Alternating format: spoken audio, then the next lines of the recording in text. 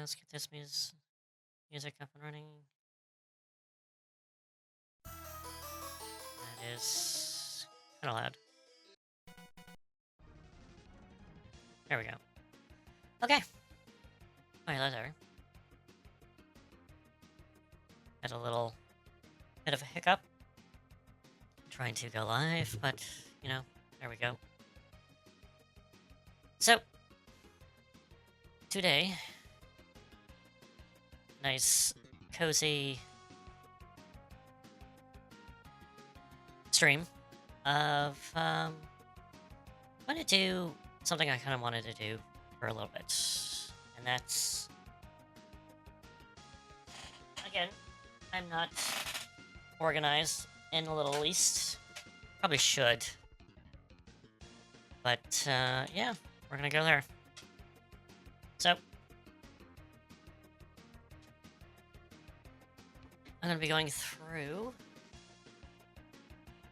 what to do, how to start up we're talking bare basics of getting into Splatoon.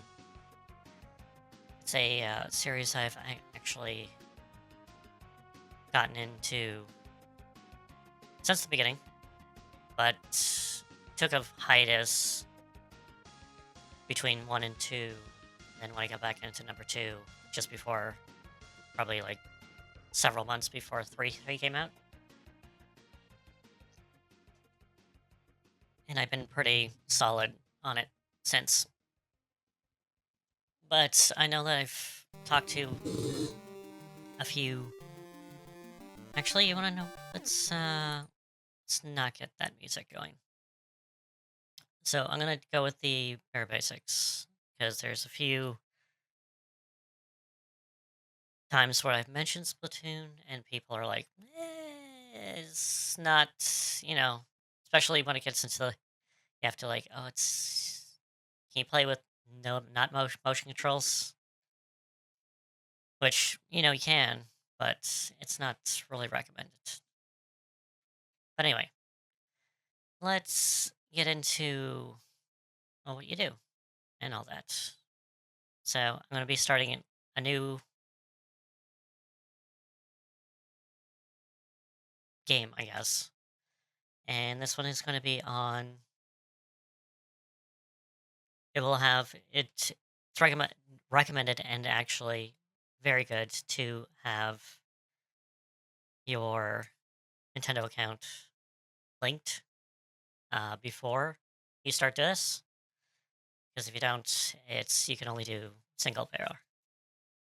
Because if you don't, you're gonna single player. You can't do essentially most of the game of going around and doing multiplayer. And I do... One reason I actually have still got into Splatoon and, well, I'm hanging around, because a few reasons. One, it's colorful, other than a lot of other online shooters where it's military based and so forth. That, it's in this weird kind of like post apocalyptic world. And not that Splatoon is not in post apocalyptic, because it is, essentially. But it's a more colorful one. And it's also the gears of the game where it's the main mode is... Well, I'll get into the modes later, but to say the key of the game is, well, not for kills and all that. So it's essentially different, very different. Anyway, and the main reason is that you don't have to play with voice chat against other people. And that is very good because, one, that's one thing that really kind of deterred me from other online shooters, is that you have to have kind of voice chat on there. And I don't feel like getting screamed out by, like, preteens or teens saying all sorts of uh, stuff that I don't really rather get into. So that's also the thing is you can just go on, do a few matches. You don't have to hear anyone, and you just go. That's the thing. So yeah.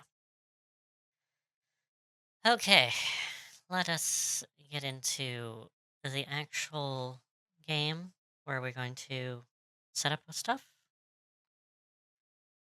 So I was going to, again, unprepared as always. I definitely got into more of this since Riptide came, which that is going on this weekend. And if you want to see some really good Splatoon plays, I recommend actually checking that out. It's good. All right. So let us get into the actual bidding screens. Okay, so when you start up, it took too long. So we're going to be doing right from the beginning of what you do. This is going to be a bare bones kind of what to do when you first start up Splatoon 3. And it's not going to get into advanced stuff because there's tons of other stuff, videos, and so forth on YouTube to go into specific weapons and so forth. This is going to be like just what you do, general tips, and so forth. A beginner's guide, essentially. So when you first start out, so I'm going to put my second account, which is Didi Soup, and we're going to start up, and you're going to start up in the, I guess, prologue. Everyone does this, and there is a bit of a story to this, but not too much. All right, so when you first start up, you can choose between Inkling, essentially female or male, but Splatoon community, especially, is very androgynous. Well, doesn't matter. You can be a girl that looks like a boy, and then a boy that looks like a girl. So, doesn't matter. It depends on how you feel at the actual time. Or you can go with an Octoling. Octoling or an Inkling. Squid or Octo, depending on what it is. For most of Splatoon 2, I was an Inkling. For 3, I was strictly Octoling. And, well, I'm not going to get into too much of the second one. Maybe I'll do a guide to do that someday. But I usually go with a female Octoling. There's a notable difference between male and female Octolings. And then you choose your tone, which is your skin color. And again, you can change this all later on if you want. I usually am pure, like, pale, usually. But let's throw some color in me. Color? Yeah, we'll go this one. And for me, now here, you can always go back and check out things. And this is what I want to manually show. Wait until the glasses came up. Is that you can see that the eyeliner, what I would say eyeliner, is pretty much different. The Inkling has kind of rounder eyes for both male and female, but the Octoling has more like squarish.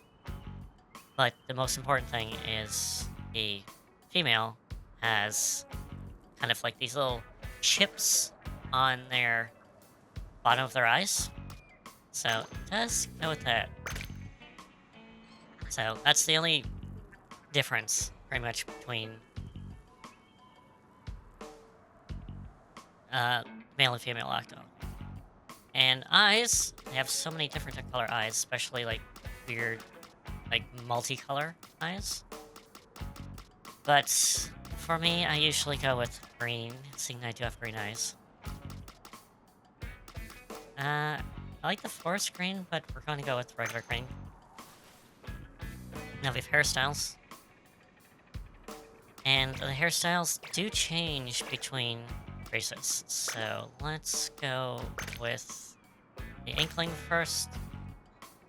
This is kind of like the newer style, one that's on the cover and so forth. And then I wish you can like rotate, but go with these are new. This is OG female. That's OG male hairstyle. And all of these other ones are from number 2. Like the little button on the top.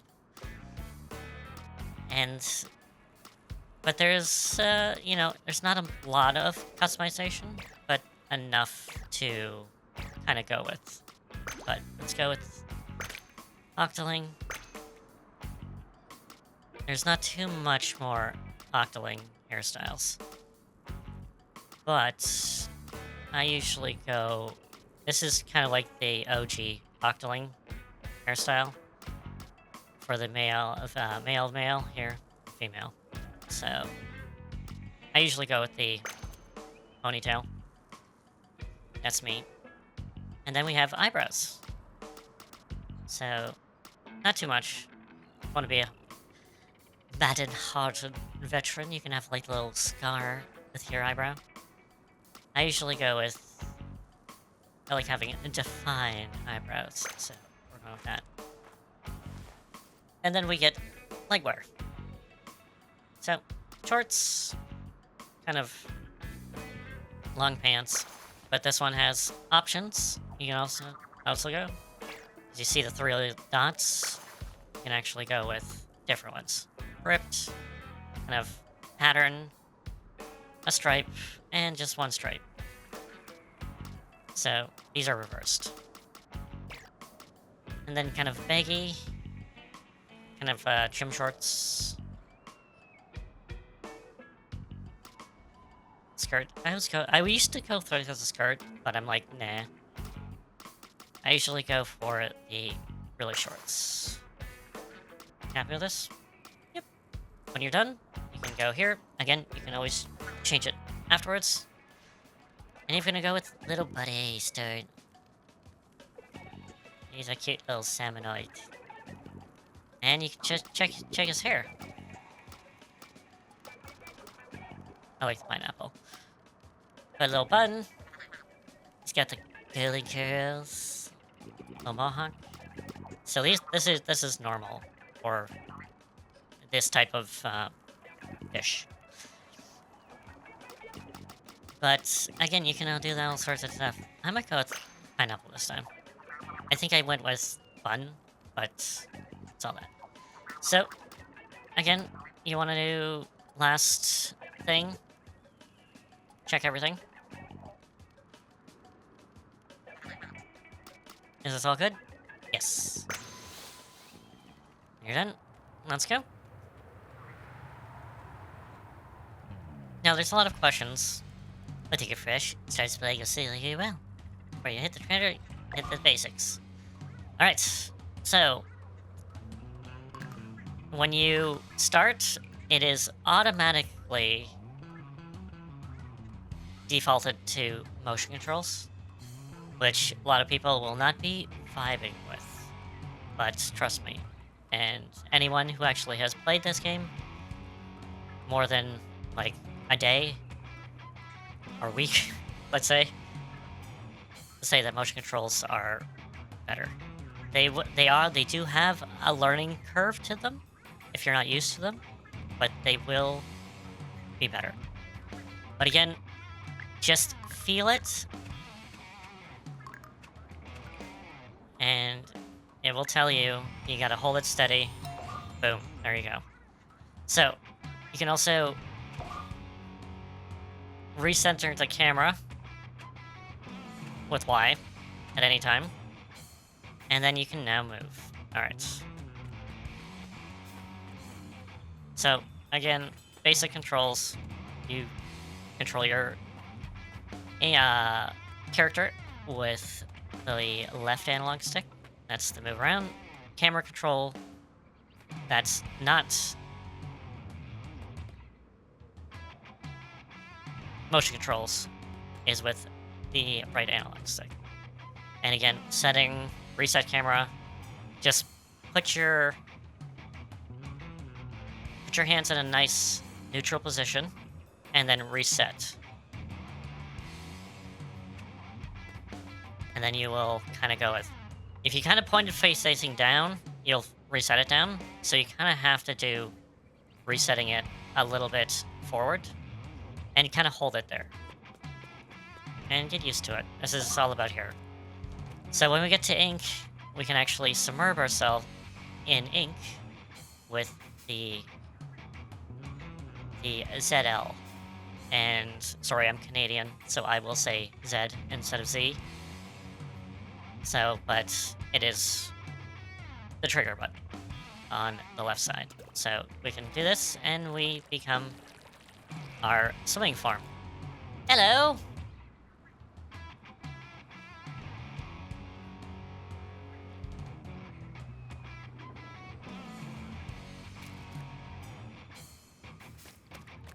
I'm sorry? I don't get your statement.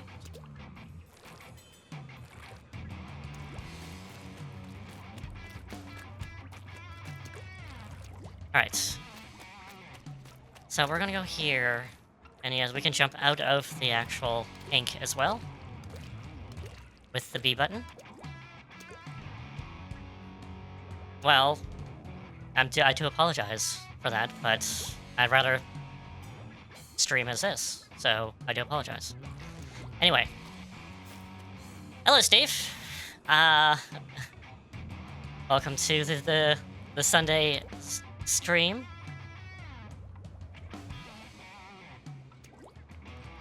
Alright, so I'm going through the bare basics of Splatoon 3, so that's what I'm doing. So if you're not into long... Well, I do apologize. I prefer streaming this way, so I do apologize for that. But, you know, everyone has their thing.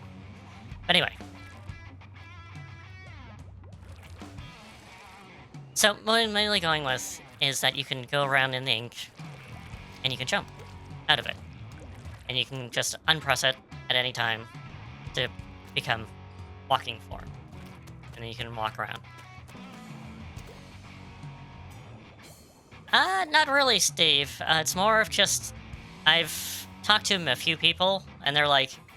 They didn't want to get into it because of the motion controls, or they didn't understand the game completely. So that's why I'm kind of going through the bare basics of the actual game to kind of just entice people to actually, you know, give it a go.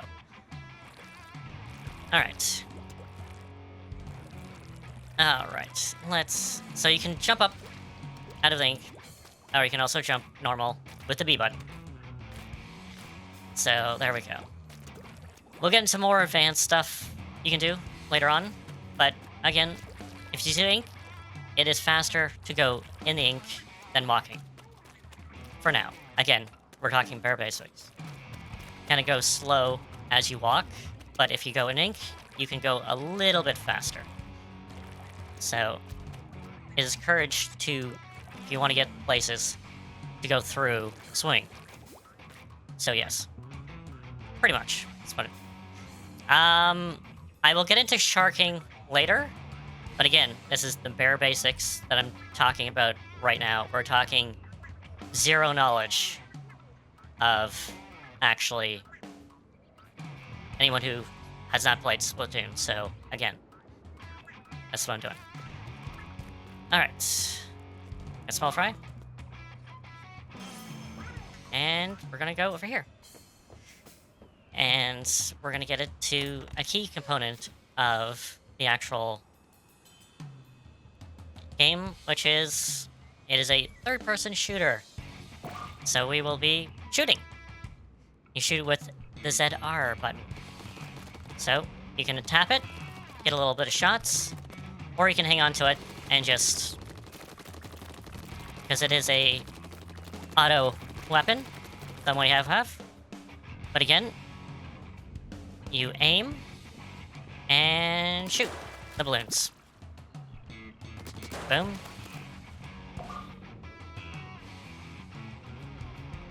Yeah, that's the thing. It did start on the Wii U, and not with what people did on the Wii U.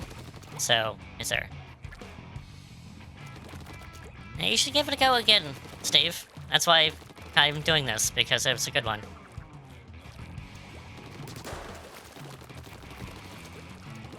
The only thing is that you need a Nintendo account to actually... And, like, the bare basic thing to actually play online. And that's the only thing, so... Okay, so I'm going through a bunch of stuff that is... I'm going through... I do apologize. Let's go with it. Okay, so... You get your ink around by shooting. This is how you move faster through your ink. You can also jump and shoot, also. But... The thing is, when you do shoot, your shot spreads out a little bit. So, be aware of that. We'll get into that more later. But I did want to add that. You can also ink walls. Some walls, like this wall, you cannot ink. And this one here, you can't ink. But this one, it can. So you can go up walls with it. And again, you can also just go up it, or you can press the jump button to go up a little faster. Alright. So, again, you can go around here like this, or you can walk. It's preferably more to get as much ink as possible, so you can go around swing for him, because it's a lot faster. Again, keeps on saying to keep the controller in a comfortable position, but kind of pointing forward. The top of the controller needs to face kind of forward, and then reset with your camera.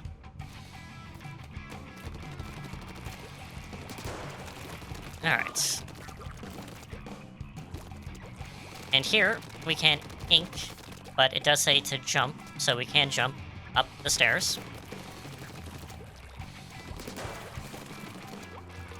And here, we have grates. Now, we can't go through grates in walking form. We just can't. So, we can shoot through grates, and then we can go some under them. And we can also jump through them as well.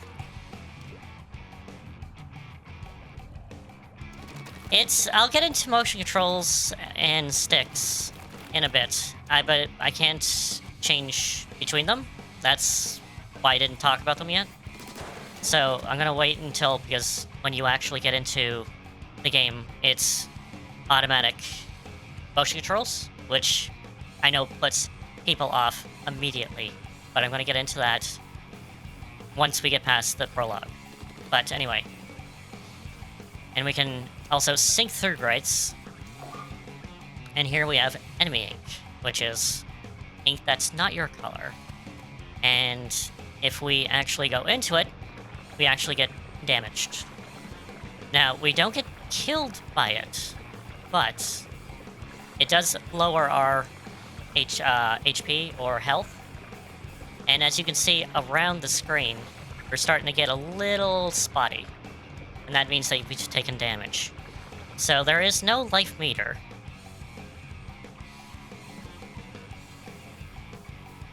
Yeah, there's a lot of ones with motion controls around. You just have to kind of go with it. And I know there's just ever since like the Wii, it's been really kind of like, you know, a lot of people are like a little on the fence about motion controls. Alright. So, there is no actual HP or health meter in this. To determine your health is the amount of stuff around your screen. The more it comes in the middle, the more damage you take until you pop, basically. So that's how you indicate HP, or hit points, or health. And to recover it, you go into your own ink. As you can see, I can go here, you see stuff around the screen, and then if you go into your own ink, it starts to heal. It starts to go away, type of thing. So that's how you do. To do it faster, to heal faster, you go in your ink and you submerge. And you automatically do. See how it's around there, and then you go into your ink, and then down, pop. There it is. So that's how you heal faster. Also, we can cover enemy ink with our own. So we can do this.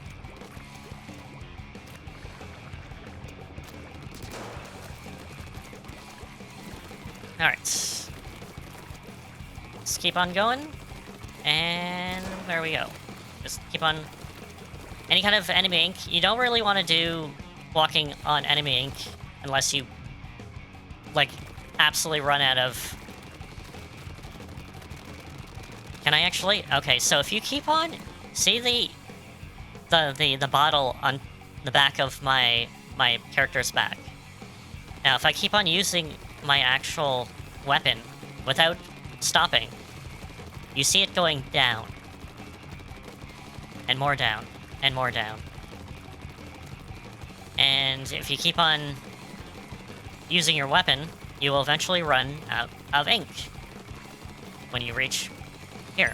And it will say low ink. So to replenish ink, you either stop firing and go on your own ink, and it replenishes, as you can see. So we can keep on going, or to do it faster, which is always the case, especially in matches and so forth, is to just want to get down to all the way. So low ink, and you submerge yourself. And you see that little bar, which refills. That is your ink point. That's how you essentially reload in this. So, in a normal, I guess, shooter, you reload when you're empty or whenever time you want. When you're not usually firing your weapon, you stay submerged to keep your ink topped up. So just in case you need it. Alright. And also, I also say, if you go into enemy ink, it will slow you down as well. You don't need to, you will go tremendously slower. Alright. So here, introduces another one. We have sub-weapons. And for sub-weapons, we press the R button. Now we hold it, we can actually aim it, and we start off with a bomb, a splat bomb. And as you can see, this is where it's going to land. So you can see an arc. If you shoot it, and it, boom, it will do that. But as you can see, it does take ink as well. And if we shoot it, the bottle that I have really goes down. So you have to kind of determine when you want to. Now, if you submerge yourself, you see that line on my ink tank? This is the ink tank. That is the sub line. So you need, starting from the top, going to that line, that's how much you ink to use a sub weapon. And then you just go with it.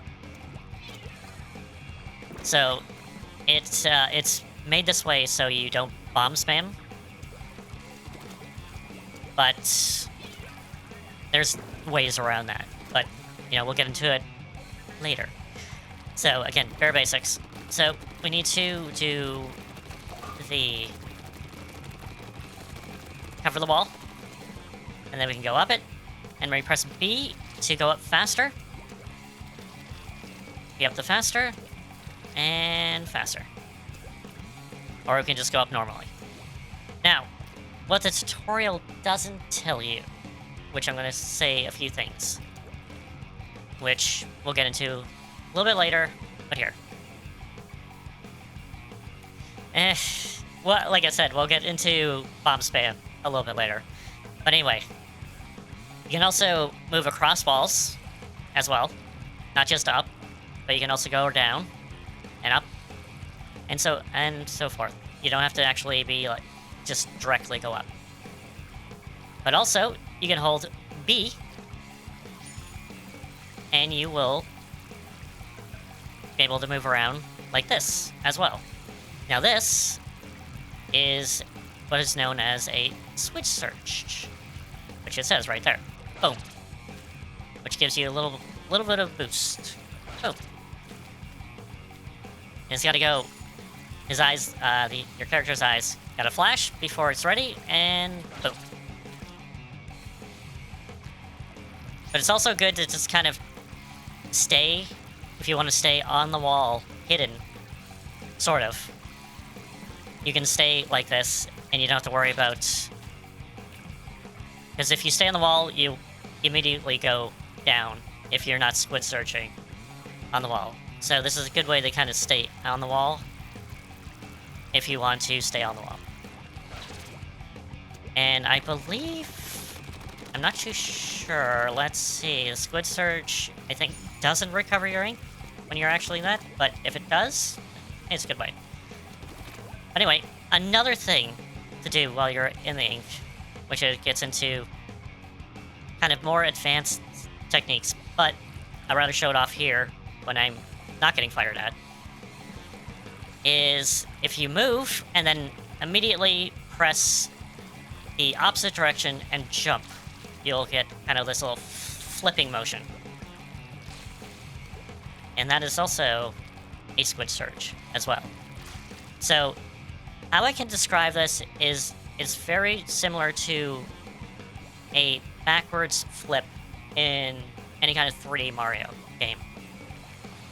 Where it's, you go one way, literally press the other direction, and the jump button, and at the same time, you will jump. And you can either do either way.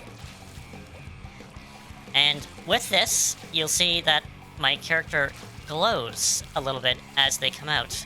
That glowing part grants you temporary invincibility. Now, you're like, well, this is wonderful. But that invincibility window is very short. So, again, precise stuff, getting into advanced stuff here, don't rely on it. But for dodging things, this is pretty good. For the most part. Alright. So look up. Grab this. And is there anything else I want to cover before I go into the actual thing? Nope, I think this pretty much is the bare basics of kind of what it goes. You got shoot. You got bomb. Just sub-weapon. We'll get into different sub-weapons. And we have jump.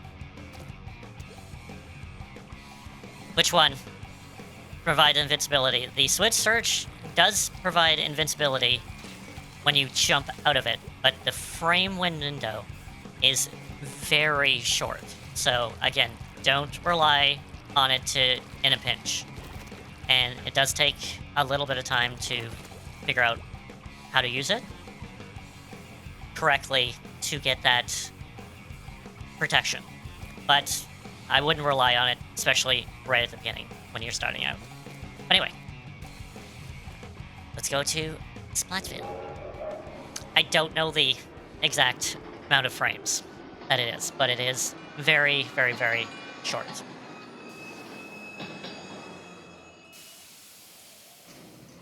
Again, this is just the bare basic thing. I'm not going to get into very technical stuff that if you want to learn about this stuff, there's other channels on YouTube and so forth that deal with this stuff.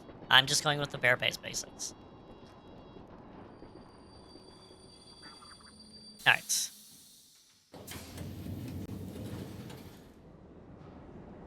And then we have Splatsville, our hub, our world hub of this game.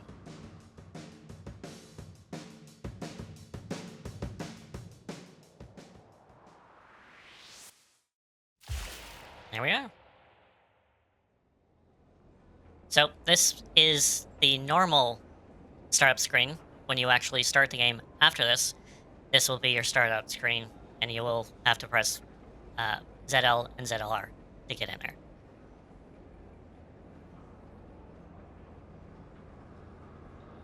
It's armor / invincibility. It's like ink armor from the first one, the second one, pretty much, essentially. But again, it's very short, very short. So don't count on it unless you get very skilled. All right, so let's get into it. And we get into it. And we have this. This goes on every single time you actually get into the game. You have to go through this. Sometimes you can skip it. And if you can, there should be a little prompt under the logo on the left saying you click in the left analog stick to skip all this, which is a very good thing since the second one into the third, because in the second one and in the first one, you couldn't skip any of this. So, oh. Thank you for the follow. Alright. So we have our idols, I guess, of this game, because each game has their own idols. The first one had the Squid Sisters, Callie and Marie. The second one had Off the Hook, which is Pearl and Marina. And in this one, we have a trio, which is Shiver, which is in the blue, Fry, which is in the middle, and we have Big Man, who's behind the actual TV. And Shiver's the Octoling, Fry's the Squid, and Big Man is a Manta Ray.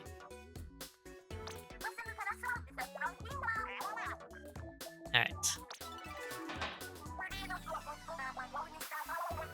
Alright, what's going on here? This will get into story, but we'll also get into, if you actually get into the game now, you'll actually get and if you have all the DLC, which I do have, they'll go on about the DLC as well. So they're talking about the train station, which will give you access to other hubs.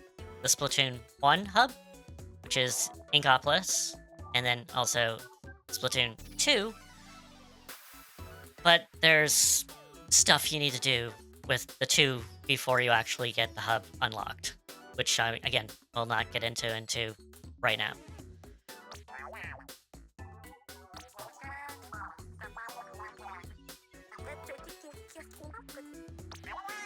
So I won't get into what they're talking about too much unless it's relevant right now. Which right now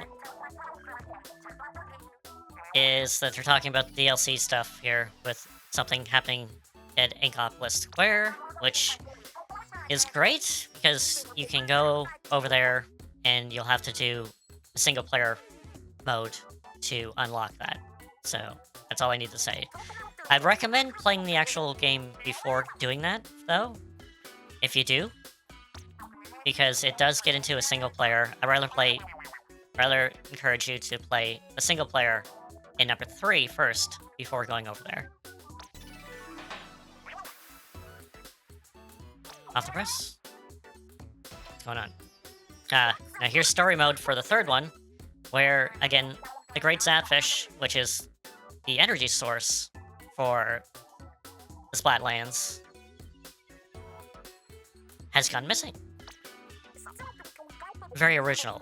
If you played the first one and the second one, the same thing has happened. So they're kind of going with the same shtick, let's just say.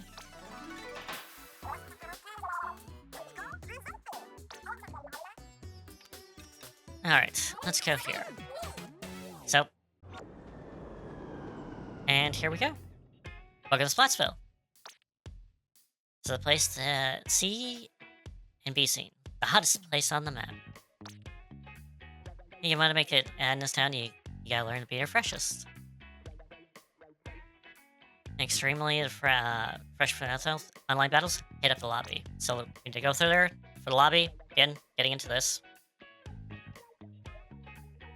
Now, Steve, the thing is, story mode with this one, it seems like the same premise, but once you get into it, it turns out to be very different than the actual previous ones. And there's the train station over there. There's a twist. There's definitely a twist in this one. So we can go there for other hubs, which I won't get into right now, but if you do have the DLC, you can go to other hubs. What? No, that's new here. I just need to learn about that. The dude is seriously scoping you from the sewers. Whatever. It's fishy. We'll check it out later. Where are we? Alright, battles. That time to sink her ink to the ink. If you want to write to it, you can check the lobby, or you find the weirdo in the sewer. It's up to you. Yeah, go get him. Full spot ahead. Alright. So here we are. So, right off the bat, I want to get into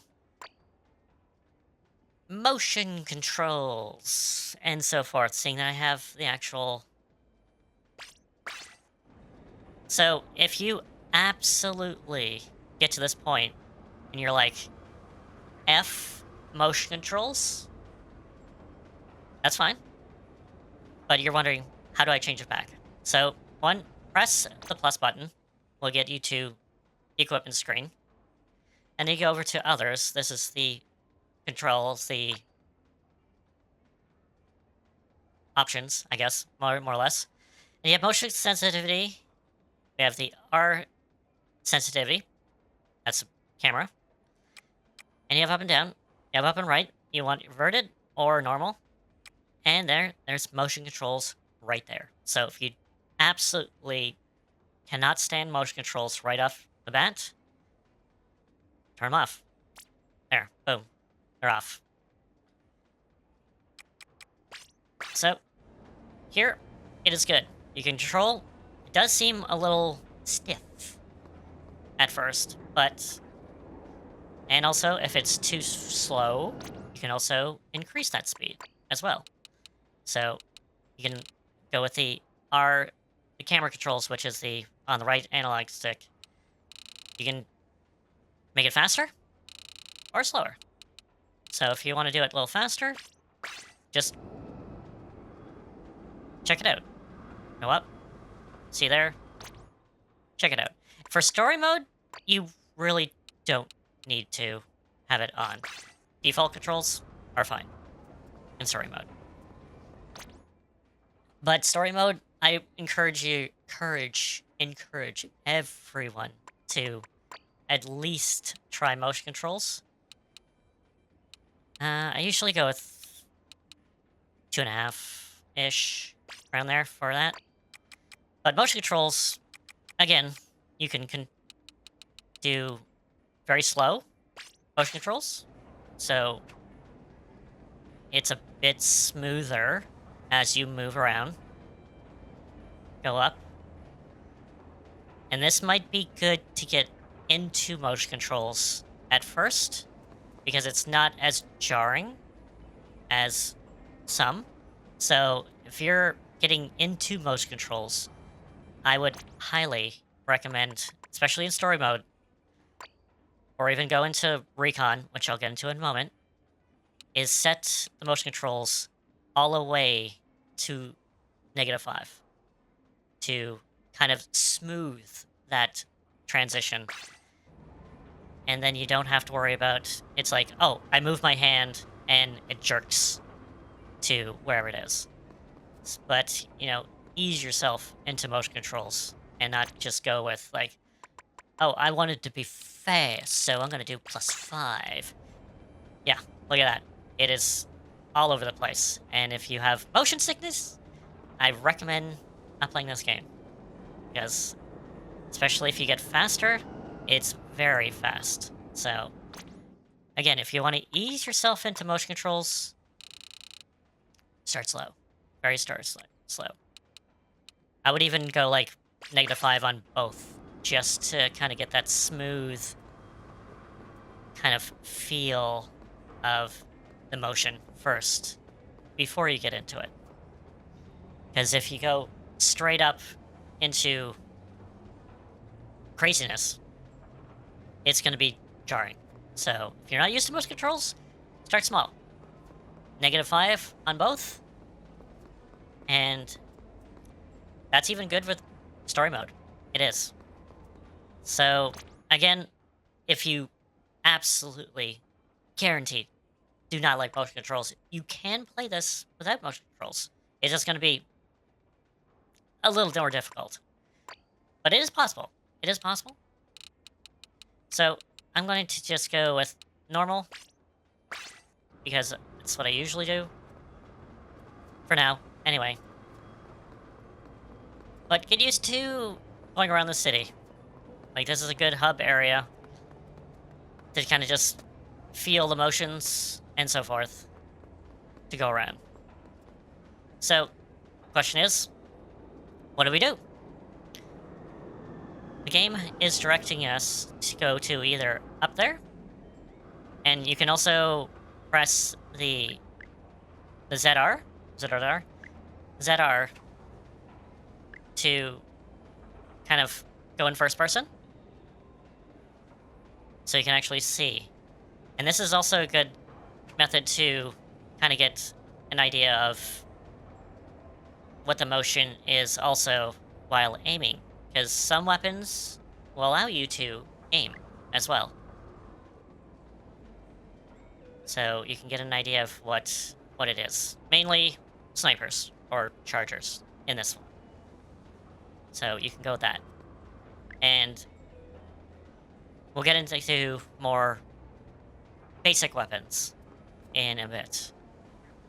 Anyway, we can also make squid form.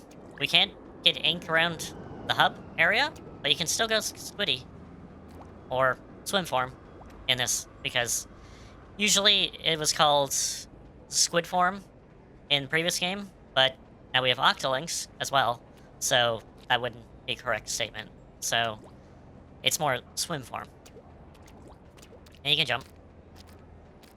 And you can't do squid searches in this, because you have to have ink to go in to do squid searches. Alright. So, we're geared to go up there to the lobby, or over here to see this gentleman coming from the sewers. Now, the sewer is single player, and you can go over there, and if you don't have your game set up linked with your Nintendo account, then the only thing you can actually do is single player right now, currently. But I do recommend getting the barebone account for Nintendo to at least be able to play online. That's the thing. Or if you can, I recommend, if you have someone who actually has a family account that has up to 8 slots, then just kind of weasel your way on to their account so you can get access to online stuff. Again, and just, throw them a couple bucks. Be like, I'll be on your account. Here's some to, make up for the cost. Because family accounts, yeah, they cost a bit, but they do pay off a little bit. Alright. Anything else I want to go here? So there's a lot of shops around here. which we'll get into later. Because if you go in the shop, like this one here, this is the weapon shop. And we have Sheldon, which we'll get into later, but if you are not connected to the internet, they will not serve you as well. So that is one thing. And when you first start here, you'll see other characters, let's in quotations, but they will have generic names. So, but you can click up on them and you'll actually see their equipment as well. Their splash tags, their names, and what they are wearing as well. And their weapons. To actually get it online, we do have to go, and there's Deep Cut right there. We can go there, check them there. And if you actually do stare at them long enough, I think they do wave hello. If you stare at them long enough. There you go. Little wave. So that's good. Alright. There's a bunch of things that I want to get into, but the big thing is to get onto online battles. What is this? I actually got this. But I do! Game, what's talking about the butt? Give me a second.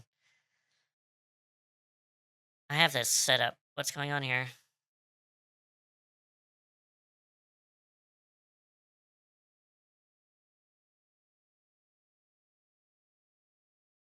What is going on here? I actually do.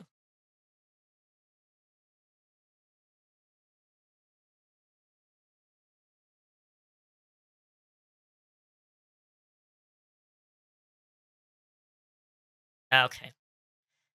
I thought I did this beforehand. Oh my god. Well, we'll get into it later, I guess. So, yes. Let's grab it here. Okay, so... Prepared, apparently. Wait a minute. I got the news! Oh, I get... Wait a minute. Curious. Give me a second.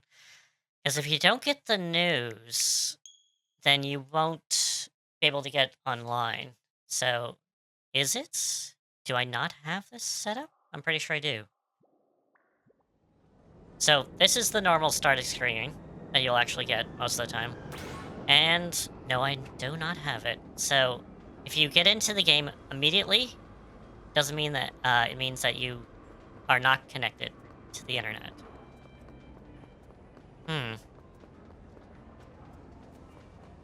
Curious. Curious why that's the case. Okay, so we'll talk about single player. Or should I just, actually, give me a second. Alright, I'm trying to think what I can do. Okay, so I'm gonna take a quick, small break, just to set this thing up. And then I will be back in less than 10 for this. Because I do want to get into the whole online aspect of this, because that's pretty much the game. So I shall return in a moment. Okay. Back in the game.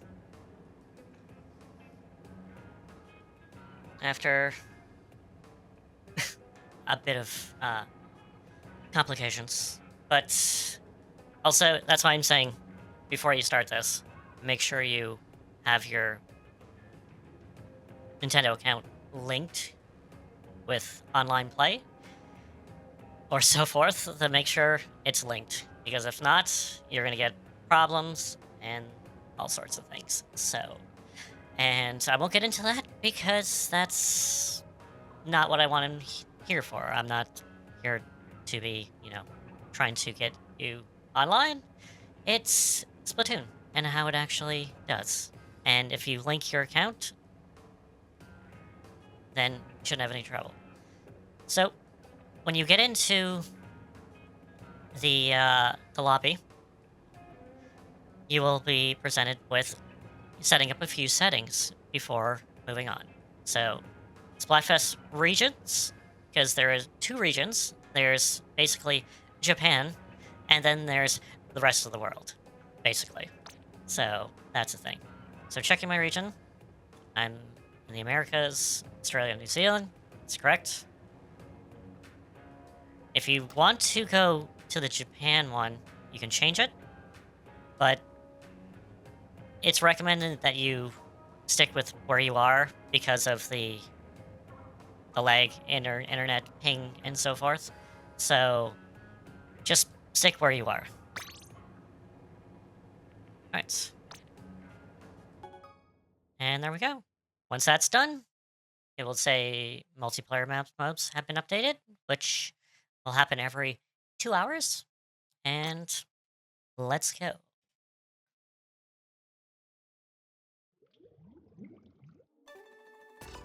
And then this is how you know we get into online stuff. Alright, so this is when you essentially started the game.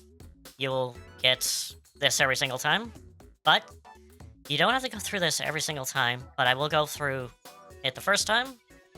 But if you want to skip this, there's an actual thing right, literally above my head says, listen to Splatcast while holding in the left analog stick, which skips this.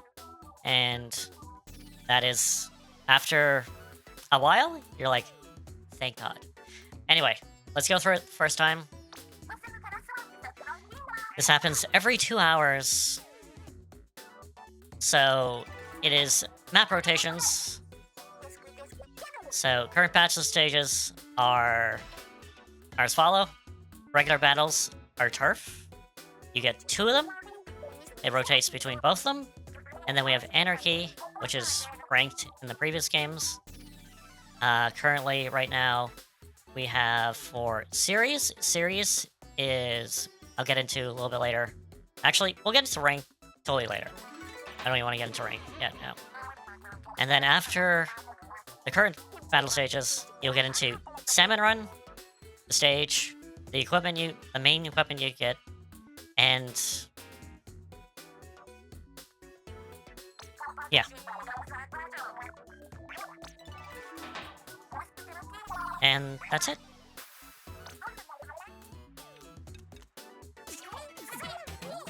Alright. So things might look a little different once you get online and go around, because you'll see actual art. People displaying art all the time. So that is... So these are actual legitimate players that you see. So if you go up to them, you'll actually see that they have equipment. And their speed. You'll see some regulars. Like Meepa's been around since, I think, 2? Splatoon 2. And you just go around, you can check out the art on above everyone's head. And it's also on the walls. And if you ZR to look at it, you can also give any art you like a fresh. I think that promotes that character staying around in your hub area for a little bit. So Meepas are always around here, so I'm going to definitely rush them. Alright, so let's get into the meat and potatoes of this game. That's not single player, the online battles. So let's go into the lobby. So here we are. Welcome to the lobby. Your portal online battles. And where you stash all your gear. As you plant for fun online, you'll level up and learn cash. To boot. While level up and get cash, you'll access the freshest heater in Splatville. And some battles are registered to players higher level than you too. So, get that level up.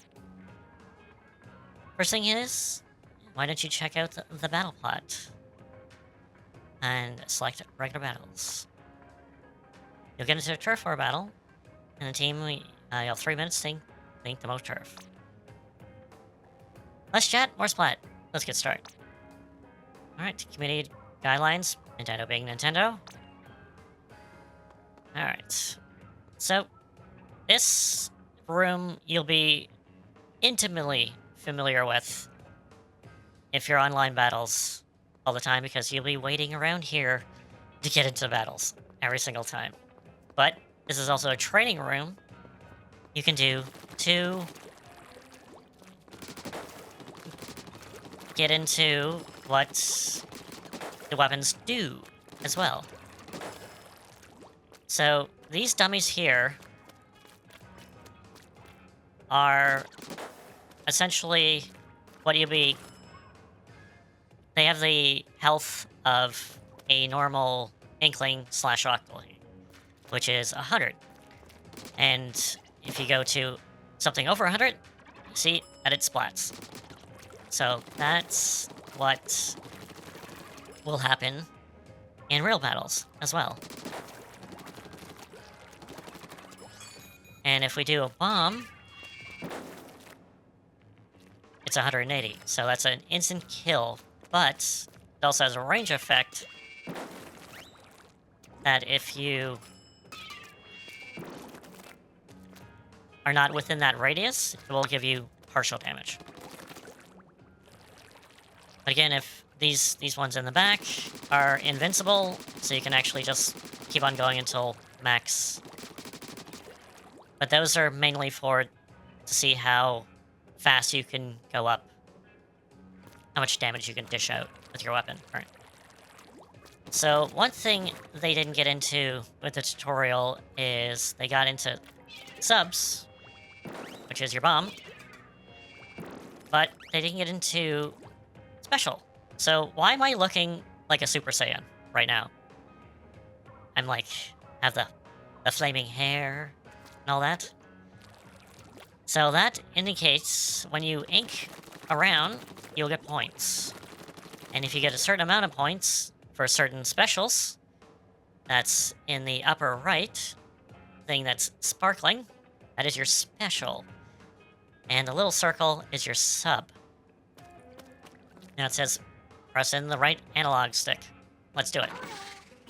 So this is the special for this weapon, which is Bubbler, which is a shield that slowly shrinks. It's pretty big, but slowly shrinks, but anything projectile-based will not penetrate that until it gets destroyed.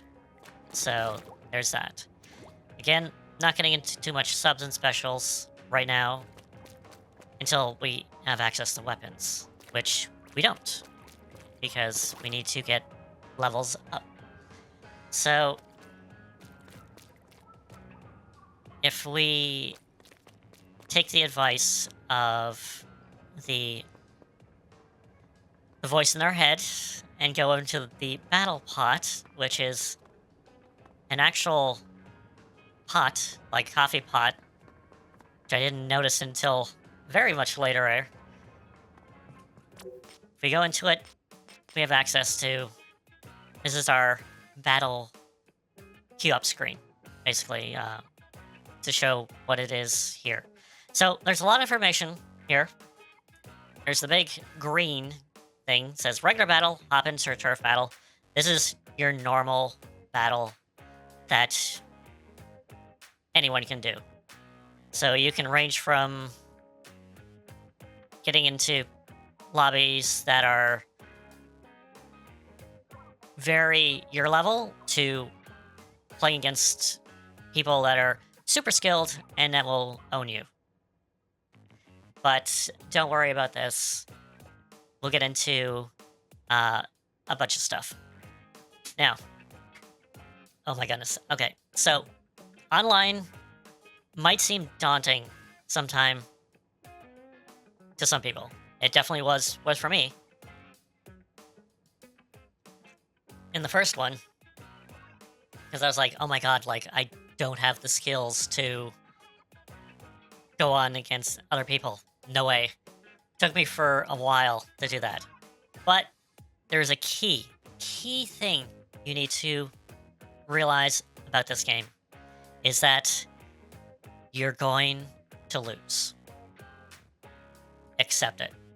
That's the thing. You can't win every battle. You lose it, just get into another battle. Simple as that. So the thing is, if you kind of get discouraged that, oh, I'm not winning all the time, that's kind of normal, especially at the beginning, because you're going to be like very overwhelmed. You're not doing it. This is why you kind of want to go into story mode to kind of get the feel of the actual game first before going into a regular battle or the online aspect. But I do encourage you to at least do one normal battle. And there's a reason why. One, to feel the feel of battle first of all, but also to get yourself have a name, because you haven't named yourself in this actual game yet, and we gotta actually go into a battle, an online battle, to actually do that. And that's why I came here first instead of single player, which I recommend doing that after your first online battle. So, nothing else is queued up. There's also a few things I want to actually point out, is that we'll go on the right, starting from the top, we have information. Let's go through the information. The two things that are on the top on the right are Super Sea Snails and money. Super Sea Snails we'll get into later on. It's not really concerning right now. And then money, you will win after battles. For the most part. That's how you will get... You'll get money in other ways, but the main way of getting money is just doing online battles. If you win or lose, you will get money depending on how you do, basically. Below that is your level. And level is important only until about level 30. Was it 30? I think it's around 30 or 40. And that is key to unlock more weapons. So, higher level you are, the more weapons you will unlock. Until about level 30 or 40. I can't remember. It's been a while. It's been a while since I've unlocked all weapons. But you'll gain experience through online battles. So, if you keep on doing it, if you win or lose, you will gain experience towards levels. If you win, you'll get more experience. If you lose, you'll get less experience. But nevertheless, you will get experience. Nevertheless. Below that is your current weapon freshness level. Now, I don't necessarily know what this is about, but if you win battles, you will get more fresher with the weapon. And I think it does tie in with how much points you get in battle, with experience and money, but I'm not 100% on that. But I do think it is linked to that, definitely. Alright, and then below that is our mode. This changes every 2 hours. Depending on what mode you are, we have Anarchy, which will be different. But currently, we have only access to, and when you start up, we'll only have access to Turf War, which is your basic online mode.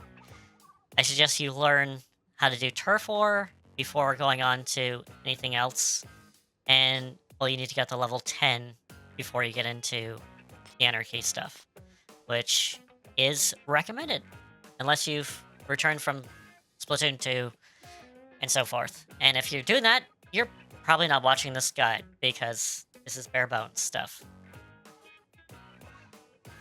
So back over to the mode window.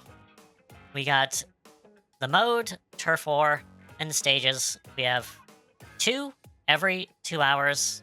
They switch when you queue up. It's random which one you go to. And you go into it and you start a match. But the current stages are Sturgeon Shipyard, which is, it's okay. It's okay. It's an okay one. And then Manta Maria, which is on a boat, which is, again, not a bad one. And if you don't know the rules are right there. So, minus, we have Turf Roar, the rules. And basic thing about Turf War is it's not about kills. You do not win the games by killing people. It'll help, but it won't win the game. The main objective of Turf War is to ink as much in your own ink as possible. So you go all around the map, even the small corners, and so forth, and ink as much as you can. And once you get to kind of like the middle, that's when the other team gets there, and that's when the war starts to begin, essentially. And then you have 3 minutes to basically cover as much turf or area in your own color, in your own team's ink color. Now, do point out one thing, which I don't think they mentioned this. So cover the 3 minutes and ink their own ink. Yeah, that's the thing. So here is, you can ink walls. And you're like, well, does that count? No. Only the ground. So you can ink walls to make things easier to go around. But it will not count towards winning the game. The points you get towards specials and also, that calculate at the end battle is whatever you ink the ground. So, if anything, if you're like in the last 15 seconds or so, it's probably beneficial to cover either enemy ink or ground that has not been covered. Just kind of go crazy. And that's how you win games. That's the thing. And we have special weapons, which I kind of won't go in there. So, one thing I did not mention is the second line, which is, watch out, your special phase does drop when you get splatted. So, if you're at full and ready to go with your special, and you get splatted, you'll respawn, but with half of the meter. So, do remember that. So that's why you want to kind of use your special to kind of go into areas, or before you get splatted, because if you do, you're going to have to ink more to actually do that. And into the actual, there's a map, there's an overall map, which we'll get into when we get into that. And we have super jumps, so I'll get into that later. And then after battle, we'll get into a little bit later as well, because that doesn't concern the actual first battle that we're going to be doing right now. So, we go into it. You want to confirm regular battle, and you will have to wait until 8 people are joined together, and do it. Let's do it. So queue up.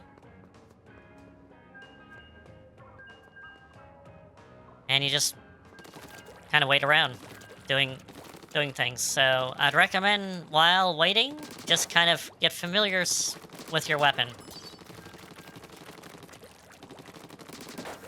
Now, the weapon you start out with is called the Splattershot Jr., which is a very good starting weapon.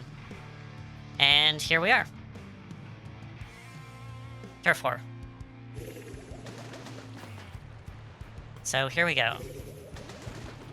Also, if you see a new player, this is coming from someone who played Splatoon all the time. Remember to give you a booyah right at the beginning to kind of welcome them.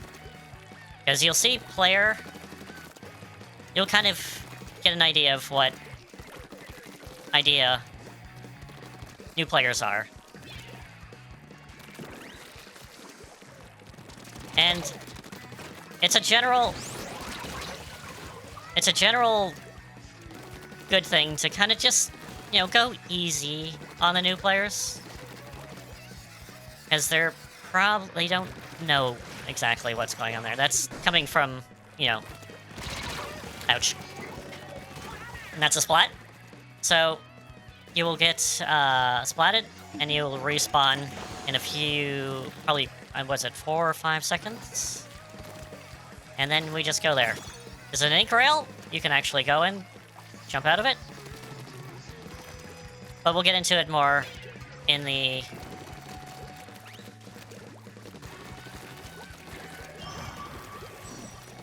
There's a lot of things going on, which I'll get into a lot later on when we get into thing, but just go with it.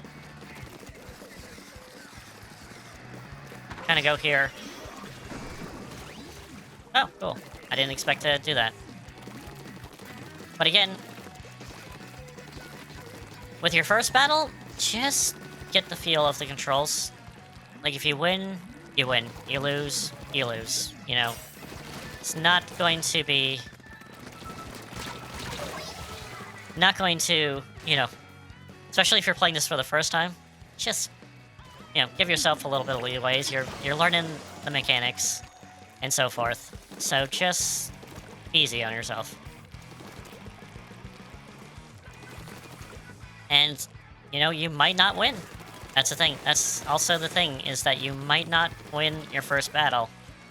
I don't think I won my first battle when I first did this. And I knew the game, so... Well, at least from number 2. And I still didn't win my first battle. So I'm kind of redoing this a little bit.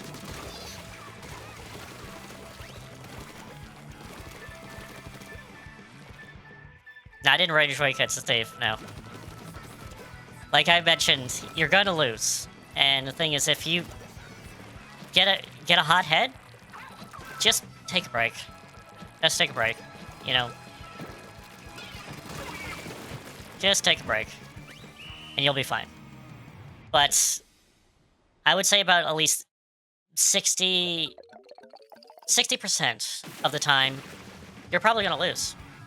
And that's fine. Because the thing is, when you get into each battle you do, there's a algorithm, let's just say, that the game tries to match you up with the actual right type of skilled people. So the thing is, if you absolutely are having a losing streak of like 10 in a row or something, each time you queue up, you will get to that point where you can have fun. The thing is, with this game, is the longer you play, the more fun it will actually be. That's the thing. Because the game needs to calculate where to put you in the pool, basically. And the more data, the more you play, the more that game will actually be able to know where to put you. That's the thing. So that's the thing. That's what I can say. It's like, just don't be discouraged if you keep on losing, because you will eventually find your level and go with it. That's what it is. Anyway, when you either lose or it's funny actually, when you win or lose your first match or get a DC, which does happen, which is really ironic with this line of dialogue. It's like, phew, that's what battles are like. So if you get disconnected, and if you know anything about this game, there's a lot of disconnections in this. It's just hilarious to see that lined up with that. So if you don't win your first battle, and you're like, oh, that's what battles are like? That's, I have to say, a little common, but nevertheless, little thing. Anyway, so you notice that the opponents have cool name displays? Those are splash tags, and you're fully customized to show off your personality. Wait, you haven't signed a nickname with your splash tag yet. Gotta show your style the next battle. Hit the lobby up and set up a nickname. Okay. Alright, what do you want to call yourself? You can change it later. So, it will default to your name, your account name, and if you want to change it, you can. But players you play against will only see your splash tag name. But if you become friends with them, you'll actually see your actual account name and your nickname as well. Just to do that.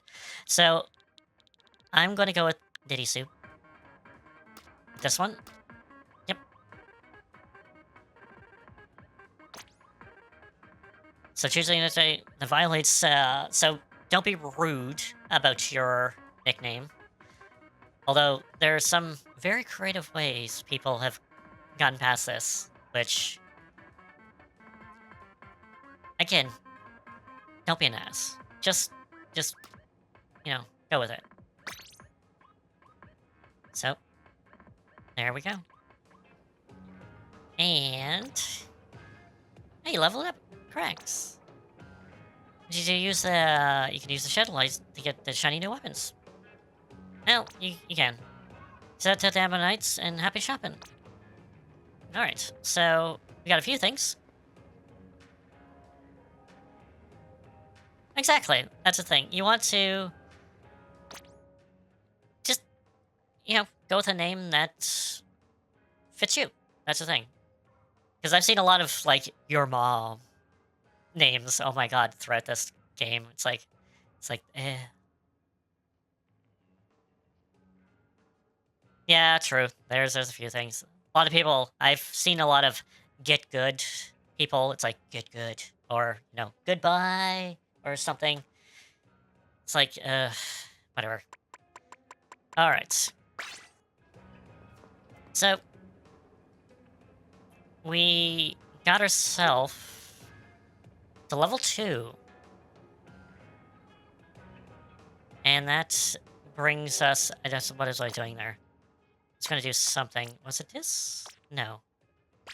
Said I have a Shadow Enlightens. Okay. Did I get a Shadow? Okay, well, it recommended I go to the armor shop. We'll talk to the cat in a moment, and we'll go over here. Oh, one more thing. I should have written all this down. Alright, so if you want to change your nickname, you can, but if you do that, you'll have to keep it for 30 days before you can change it. So, again, just go with the name you're comfortable with, instead of just changing it all the time. Just go with it. That's the thing, because you're going to be stuck with that name for 30 days. So, that's the thing. So, yeah. So, here, you can actually do a lot of online type of stuff.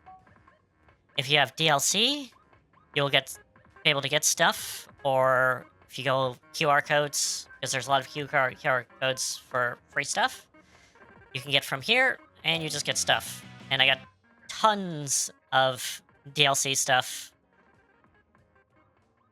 That's a lot of money. Holy cow.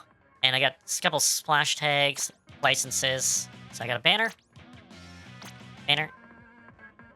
Which we won't get into too much. If you want to edit your splash tag, see what it is. If you have DLC, you'll get these two. If not, you'll have to stay with this until you actually get one.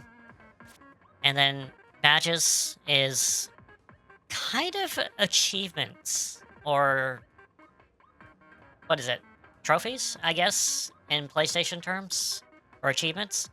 So if you pass story mode, if you get a level weapon up to level 4 or 5, 3, 4, 5 type of thing.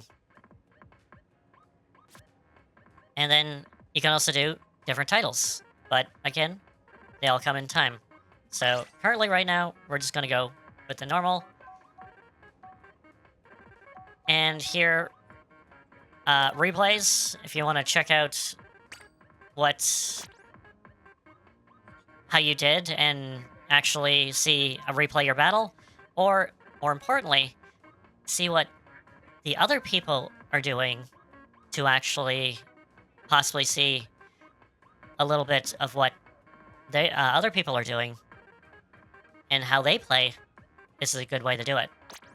So there's that. Your battle logs of how much you got here around here. So there's that.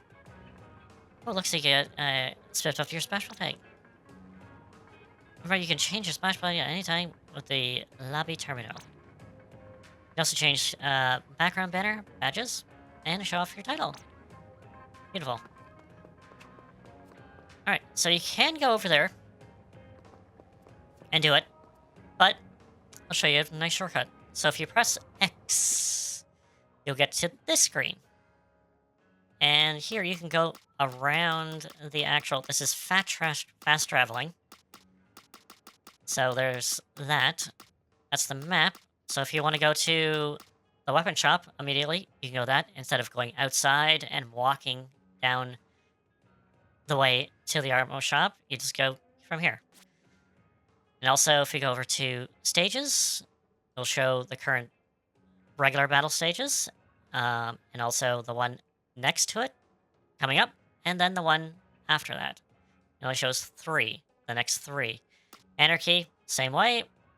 Mode, and what stages. And I'll get in between series and open a little bit later, and then also Salmon Run with the next 3. Stage and the current weapons that you will actually be able to use on there. But Salmon Run, we'll get into a little bit later on. Definitely, if anything, a lot of new people gear towards Salmon Run because it's a little bit more manageable, let's just say. But again, when we get into there. So, status, again, gear. This will be able to edit your splash tag on the go, so you don't need to always come to the lobby terminal to do so. And then we have our catalog, which we need to head to Hotlandis to get, which I recommend doing. And ability is ability chunks, which we will get throughout the game, the various things. Again, not really getting into it too much. And Table Turf, which is a different mode. It's a card game, essentially. That mimics an actual turf war, but with cards. So that's that. And then we have our options also available. I'm going to usually do 2-2-1. And again, you can do that. If you're playing handheld, it has different settings, so might be a little different to hold it. Hold your Switch or Switch 2 with different controls, so you can do that. And then also, we have different things, which color lock is for colorblind people. So you can actually lock your colors in so you can actually see it. So you have 2 options. Or if you're just like, I want to see the same ink every single time, you can actually do this as well. So there's that. Post displays, if you don't want to see any art or stuff in the hub, you can turn it off. But I like turning it on. I like seeing people's art. And notification lobbies. So if you have a bunch of friends and you see them coming up all the time and it gets annoying, you can always turn those off, or you can leave them on, one or the other. And then also, if you want to change your character, you go to player settings, and then we go back to the customize character screen, which is the first tier. Which don't mean that we have to go through the beginning part again. It just is this. So, customize character. I'm gonna go as I was. But, you know, maybe I do want different hair. Let's go with... Nah, I can't. There. Yeah, we're going with that. Tap it, yep.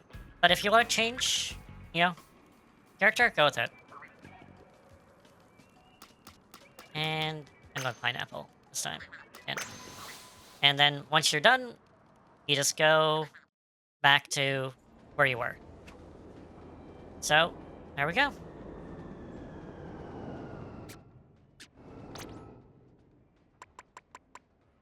So, I guess we could go off to Ammo Nights, which is here.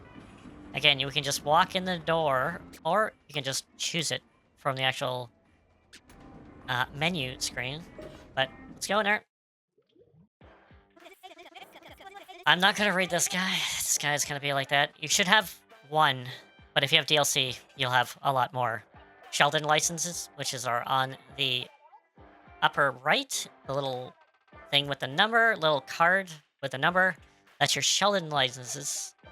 And to get those, you need to get stars on your weapons. And to get stars on your weapons, you just use them until you level up, essentially level up your weapon. And that's a different level up than your current level as well. So, there you go. Alright. I recommend kind of reading what this guy says, but he does go on, like, total nerd about everything. But he will talk about what the weapons are there. Got Splatter Shot. It's your bare basic jack of all trades type of weapon. It has Suction Bomb, which is a different bomb. And we have Trizooka, which is a Bazooka. And then we have the Splat Roller, which is a roller, which we'll get into a little bit later.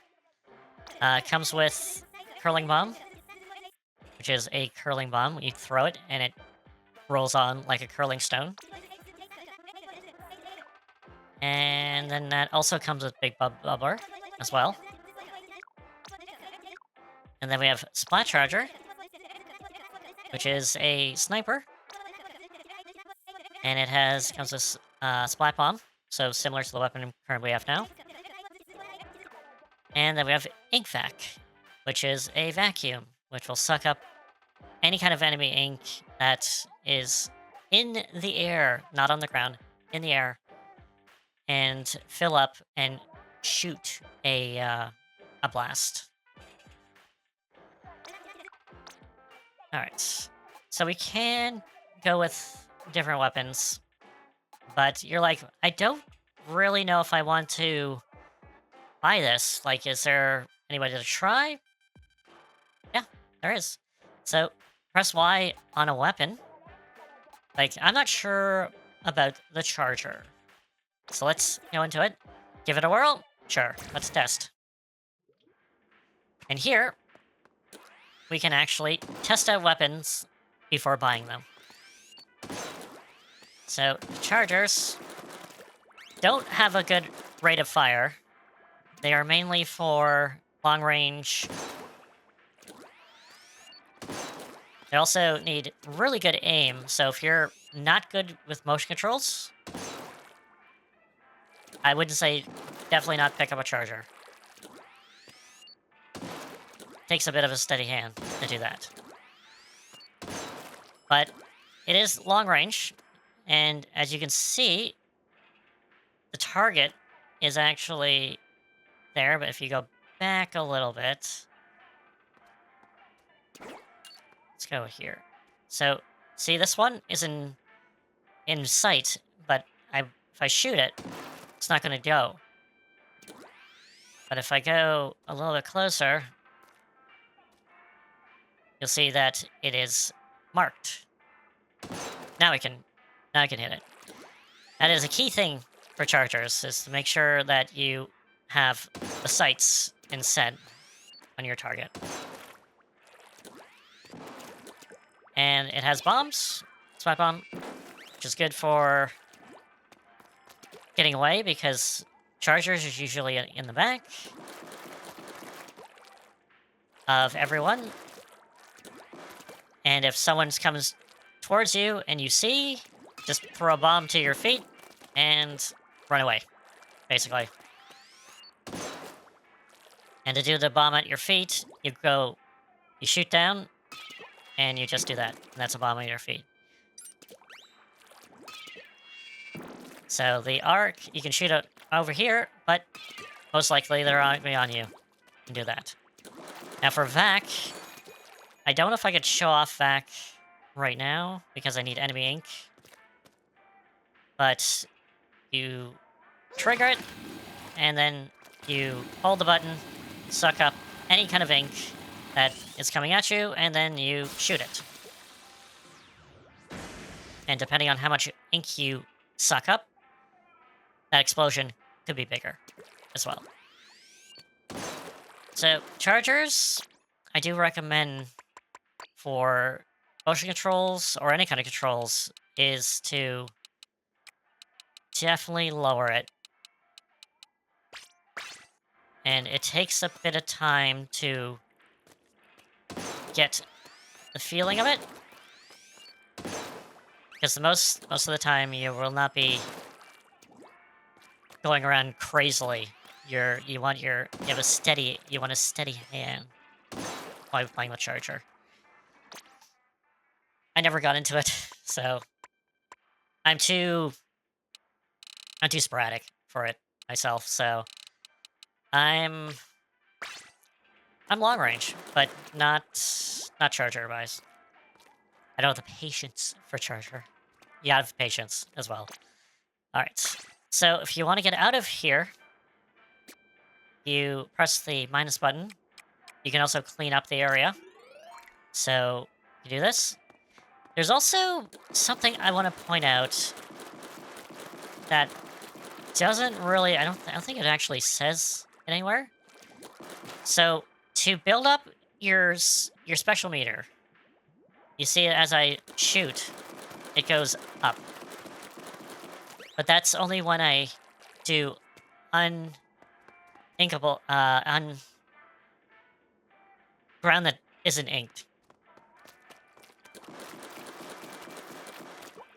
So, I just want to get my special here, and then use it.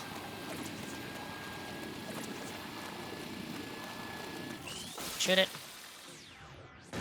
Alright. But the thing is, if you shoot your own ink, you don't get any points for it.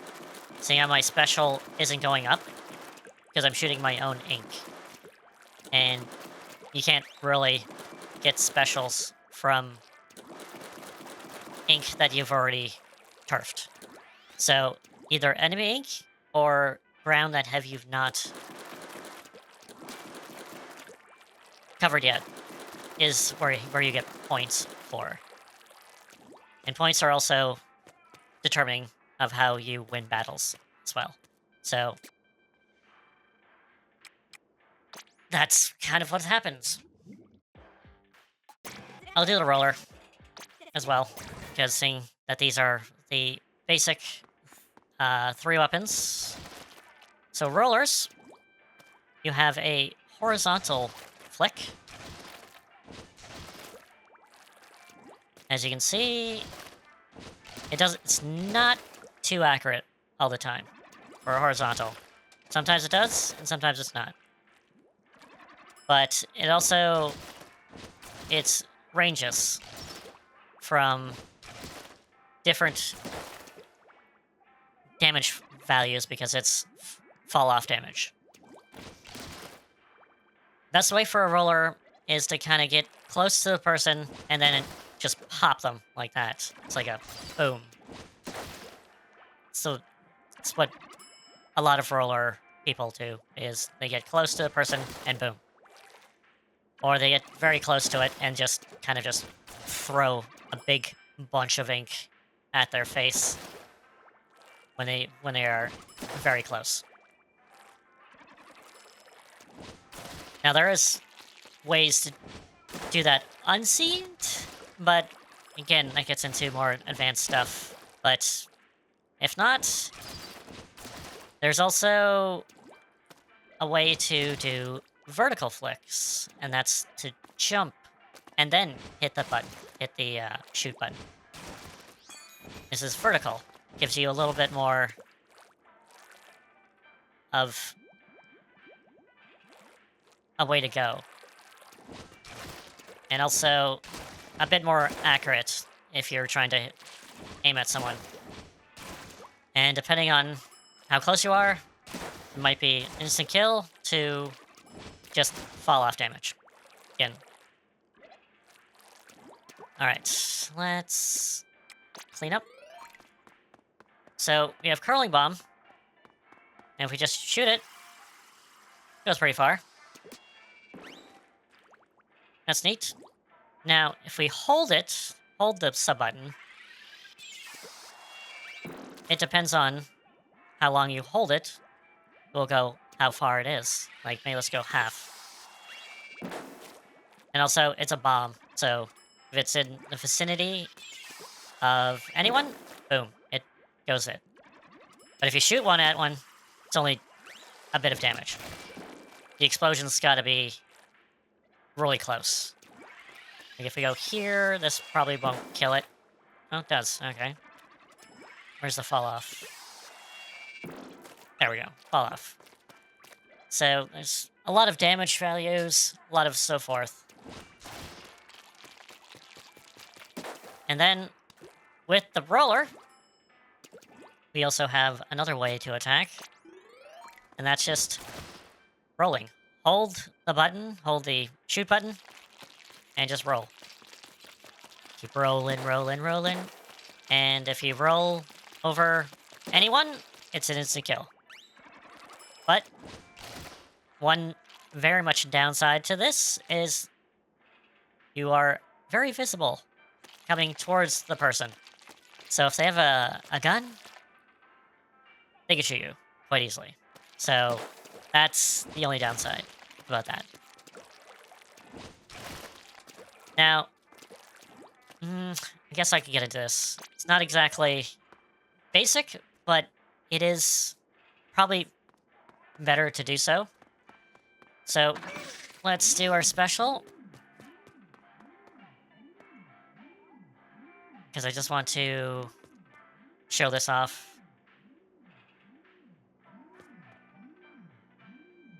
Because I see a lot of new people doing this, and it, again, doesn't say anywhere. So, rolling does fill up your meter. So check out my special meter as I'm rolling. See, like, it's going up as I'm rolling.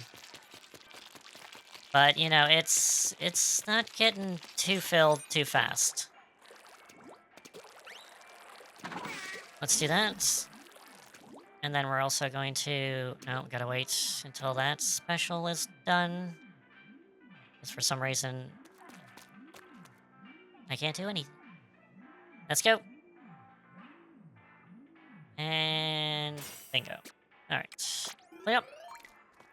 Alright.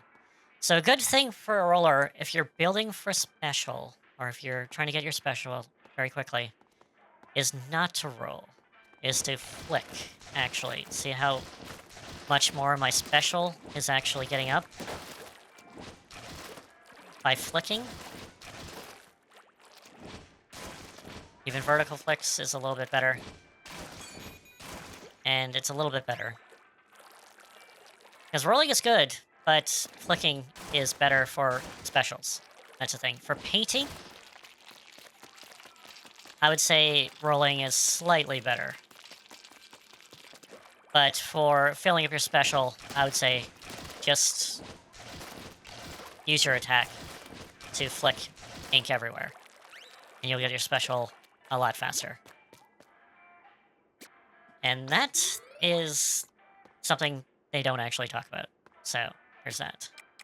Alright, I'm gonna leave, and we're gonna show off the first one, which is Splatter Shot, which is very similar to the weapon that we have now, which is Splatter Shot Junior. But so Splatter Shot is a bit more accurate, as you can see. And also takes 3 hits to splat. 1, 2, 3. So 3. So that's pretty fast. Pretty fast kill splat time. And again, splatting is not the key to winning battles, but it does help, let's just say. Because if there's no one around, you can ink more. So that's definitely a thing. So this has Suction Bomb, which is similar to Splat Bomb, but it sticks to things. Sticks to things. Sticks to environments. You can even stick it on ceilings. So it's pretty handy to kind of not have that bounciness of the Splat Bomb, which annoys me sometimes, but that's me. And then for our special, we have Trizuka. Pop it, and boom. Get 3 shots. It takes a bit to get the feeling of Trizuka, because it's not necessarily where you shoot, it's more of the arc it goes in. You gotta learn that arc of where it is. But sometimes it's best just to kind of just shoot it, especially up and over obstacles, because someone might be hiding there, and you'll get a splat, just like that. I know, because it's happened to me many times as well. So sometimes you get lucky, sometimes not. But you can also just pop it to get it up again.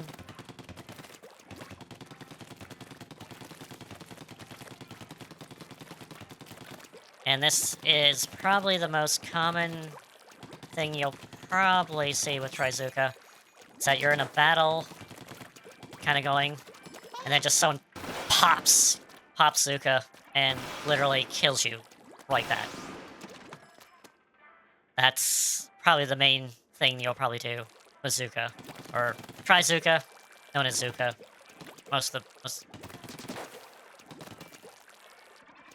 So, yeah. So if you really like the Splattershot Junior, the starting weapon that you have, and you kind of like, I want more of that, try the Splattershot. Splattershot will probably be more up your alley. But if the roller is a thing, there's other rollers and so forth. That will also lead you into maybe buckets and so forth. And then also chargers will lead you into the charging weapons, such as splatlings and so forth, and other chargers. So it's all about feeling the weapon and then kind of going with it. Alright. So that's the weapon. I don't really want to get into weapons right now. But also, before we go into single player, which is I highly recommend after your first battle, is we go to this place over here. So this place here, or better known as the map, is the general store. We go into this one. And this has got to be after your first battle. So... Oh. I have to be at level 4? Oh, I have to be level 4. Oh, okay, well, that sucks. And that's also the thing is that if you go into a lot of these shops, except for the weapon shop, you will be thrown out because you're not fresh enough. So, again, I'll show off where all the shops are.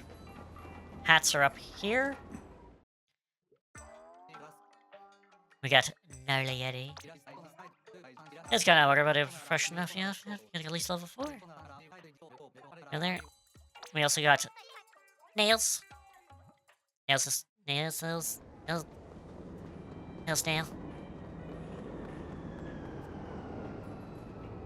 And I believe the other one is over here. And the shoes. With Mr. Go-Go. Yep. Yeah, we gotta go level 4, so you can't buy anything until level 4, which is... Actually, where is the clothing place? It's there? Oh, it is. It's over here. And here. Here's the clothing place. A gem of fleur. And yeah. There we go. But most of the time, just use the map. It's fast travel, and you're like, I don't want to walk all the way over there, there. Just fast travel. Probably best. If you have amiibos, they have amiibos functionality here, which I won't get into right now. And also, I might as well show off a couple other things as well. Like this place here is Salmon Run. Welcome to Chris Coast. The first step towards your financial... Oh! You just got here. Looks like... there's no way I hire you now. You only get hurt. My paperwork that I've made. Don't give me that fat face. How about this? You want to be strapped into level 4 on the back? Then I'll hire you there. So yeah, it's Mr. Chris. Anyway, can't really do anything until level 4, so they do want you to kind of go into level 4. We have over here. This is the Shoal, which is for wireless, local wireless play. So if you have like a LAN party going as a training room, there's a very good cozy vibe here. You also have table turf as well. Just like this little place. Kind of wish the Shoals was a little bit more better. But the hub is pretty big. You can go all the way up. You can go all the way up there. It's up there. There's really nothing up there except for other players. Oh, I have generic. We have table turf here. This is where you get table turf stuff. I have to... Did I reset. Did I? I reset it. Let's get into it. There we go. Because I'm like, I didn't see any art. So let's go over here. Alright. Couple are notable is the train station. It's here. So we can go to Inkopolis Plaza, which is Splatoon 1's hub, but only if you have the DLC. And then Inkopolis Square, I would hold off of that until you play single player, just for now. And again, only if you have the DLC as well. Another notable is this gentleman over here. Yo, jump. And I feel a whole lot coming off you. I'll tell you, hit up a few battles, get yourself level 4, and you're fresh enough to pull there. Everybody wants me to get to level 4. Everybody. Alright. So, you can get up to level 4 and start going online, doing battles and stuff. Or, you can go over to here, which we have the single player, and which I would totally recommend doing after your first battle to kind of feel the game. So let's go in.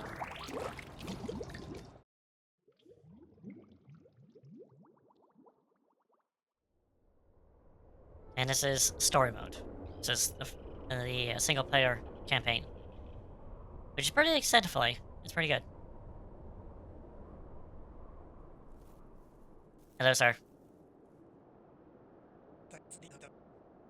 The Octarians are coming again. You didn't notice me before, you know, Noggin, you used to be.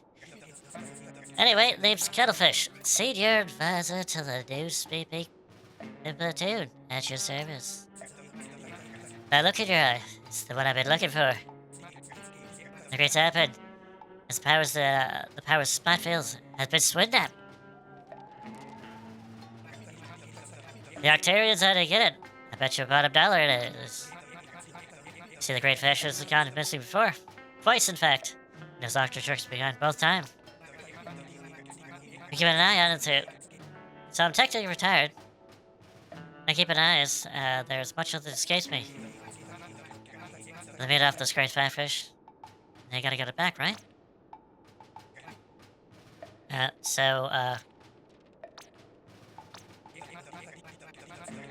was a job offer, kid. The pay's 0. But you might save the world. You're in, right? Of course you are. Starting today, you are the Agent 3 of the new Squidbeak Splatoon. You got this brand new hero suit. It will help you fight against the vegetarians.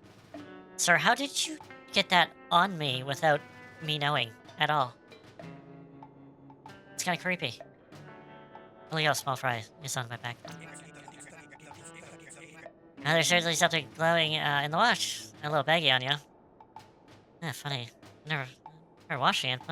Last Agent 3 was clean as a catfish. Now there you go, Octoclowns. Count on you, Buck. Well, we got an Asia with you, huh? Yeah, fresh out of hero suits, unfortunately.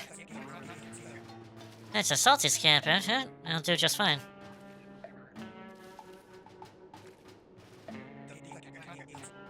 Now where was I? Well, alright. Let's go see the doctor trying to catty him, bucko.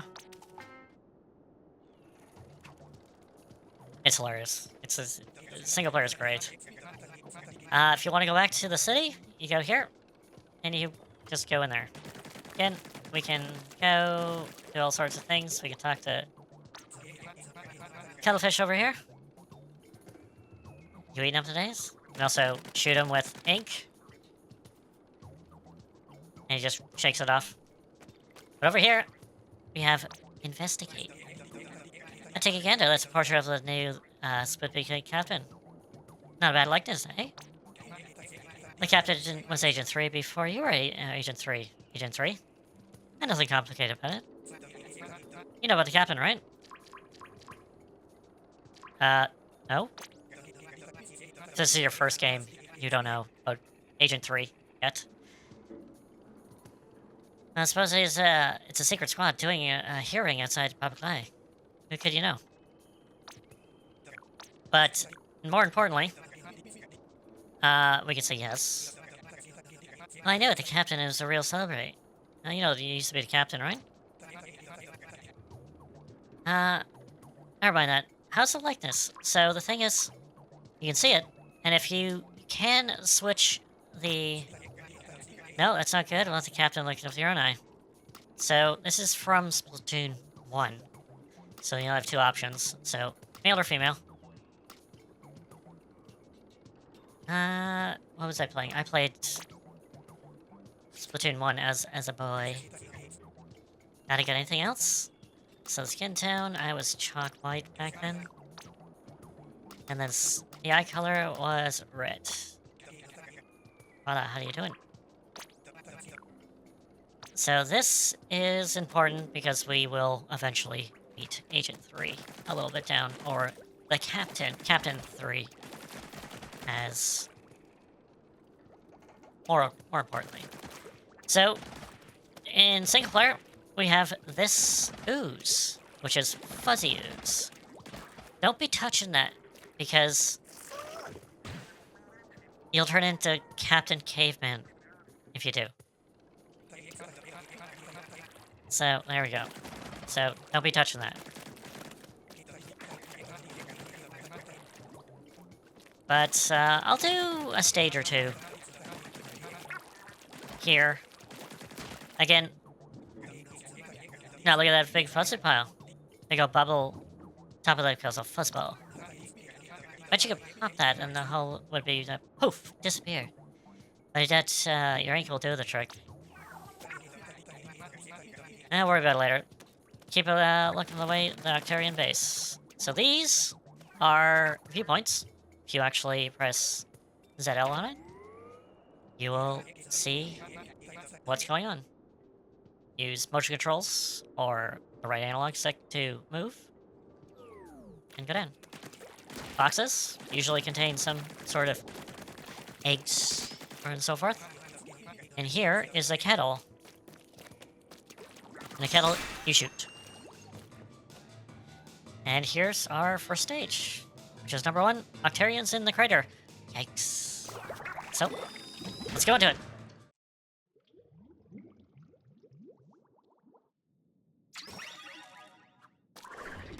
And here we go. So these few couple stages coming up will mimic a lot of the first game? I would say more first than the second.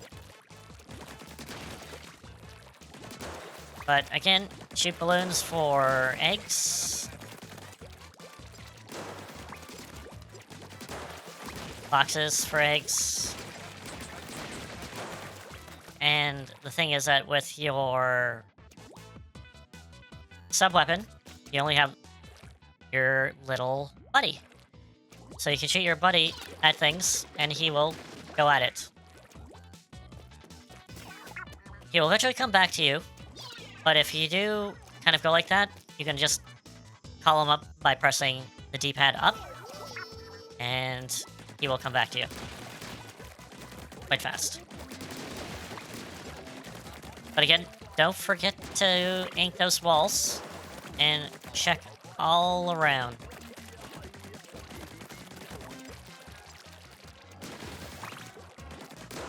And just look around. This way. But again, also, this launch pad, go into it. Squid form, and you'll do that. Also, this balloon, if you hit it enough, it will explode. Quite simple. Boom. No small fry, I want you this one. There we go. There we go. Beautiful. Again, it will take a little getting used to. Use single player to feel out the motion controls. Because especially the first couple stages, just feel them out with motion controls. And you will be quite fine. So this is some armor. So we'll be able to take one killing blow, and that will get rid of our armor. And here, we need to shoot our small fry.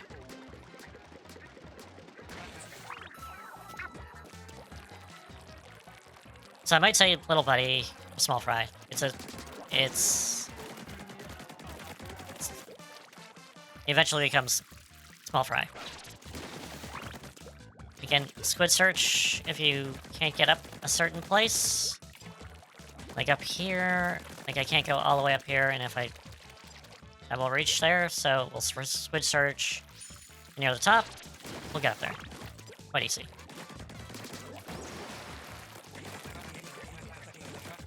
And here, shoot the...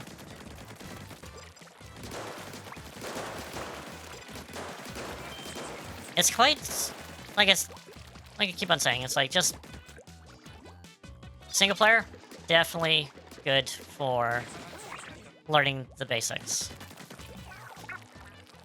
And it's not that difficult as well. Oh, what's this? Oh, we have some actual Octarians.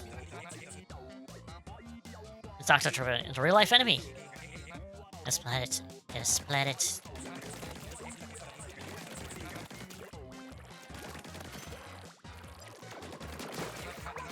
Also, don't think that all enemies, especially in multiplayer, are going to be that easy.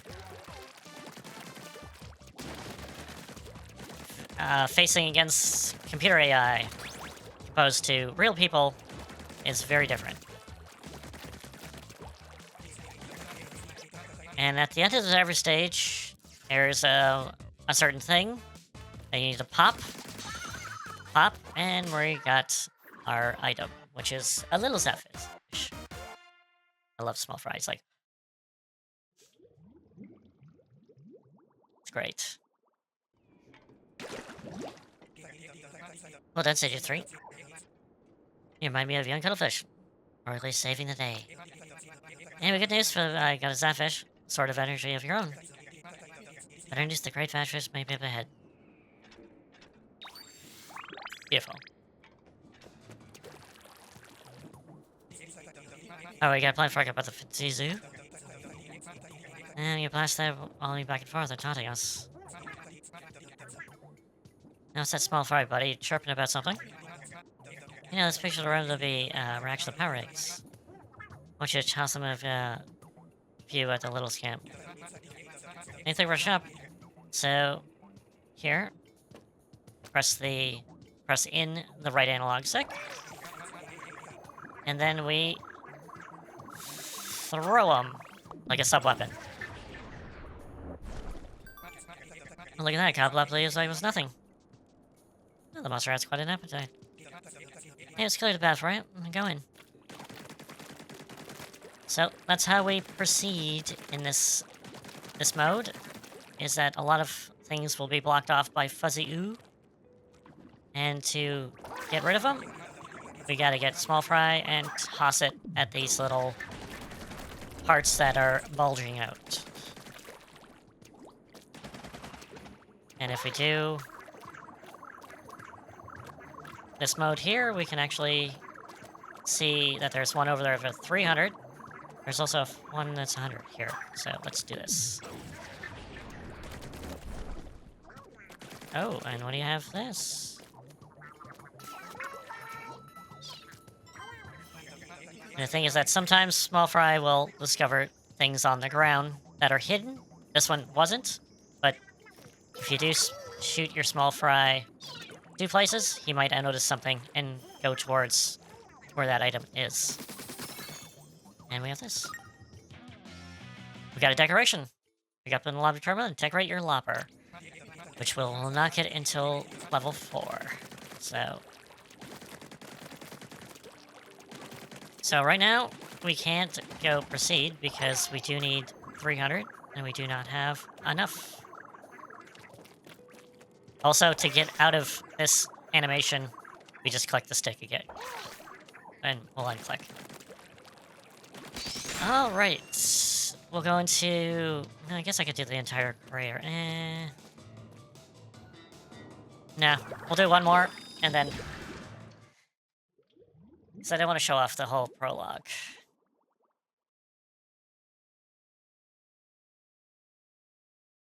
Someone's mowing outside. Mowing day. Sink it to the ink, and swim. Let's do. So this one, we don't really need to shoot. And we have calamari rings, which is kind of morbid, I have to say, because they're squid. This one here is just to help you learn how to swim in an ink. And yeah, you can go down there and, like, cause a bit of trouble. But, for the most part, we got a checkpoint.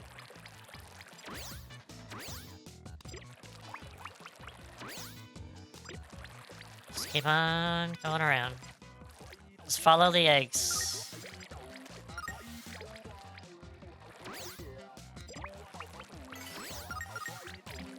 Alright. So here, you'd be like, oh, I'm going all around. Well, here, gotta do a little bit here, and then Zippo. There we go. Hey, sir. There we go. And bingo. Nice. Alright. Guess I'll just go with a few more things. And nicely done, Jason 3. Each other's octarians, they used to be a little bit smooth, if a mermaid says. They tiny creature, not the cover. More importantly, not really. I know you're sporting their hero suit. They just can't stand up against Octarians. I'd be beard or not. Every level, do it for you. Ready for the later the apocalypse survival fashion. Avoid enemies with a navigation spotlight style. The high-end sensor. Dry clean only. Now you gotta learn about your gear. That's another bad house on the battlefield. Nice. So yeah, we do have a sensor. When we go into the ink, it will detect enemies and goodies along the way. Alright. So, again, we can bring up map with X. And yeah, we're heading back to the beginning here, because we are going to go back to the city. And for me, I'm going to take a small break, because I do need to use the facilities. So I shall return. Alright. Hey Nasheed, how you doing? I'm doing okay. It's just a lovely Saturday. Or Sunday. Sunday? Is it Sunday? Not Sunday. Hope you're doing well. I'm just doing essentially a beginner's guide on Splatoon 3. Right now.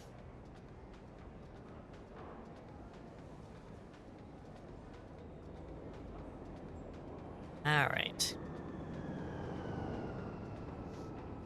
Okay, okay, so that was a bit on the single player, which I recommend doing the entire thing, because you will get more skills definitely that way.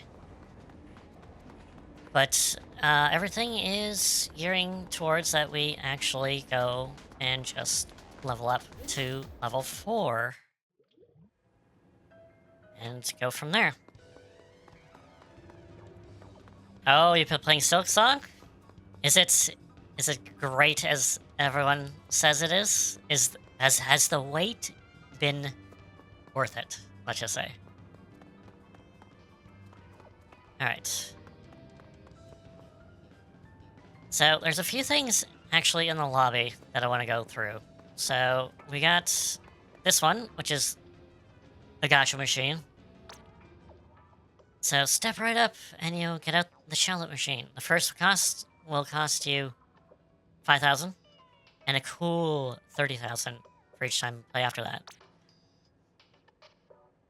So, every single day, we can get one capsule from the shallot machine for 5,000, which is probably good because we get a lot of stuff. The wait was worth it? Oh, that's good to get here.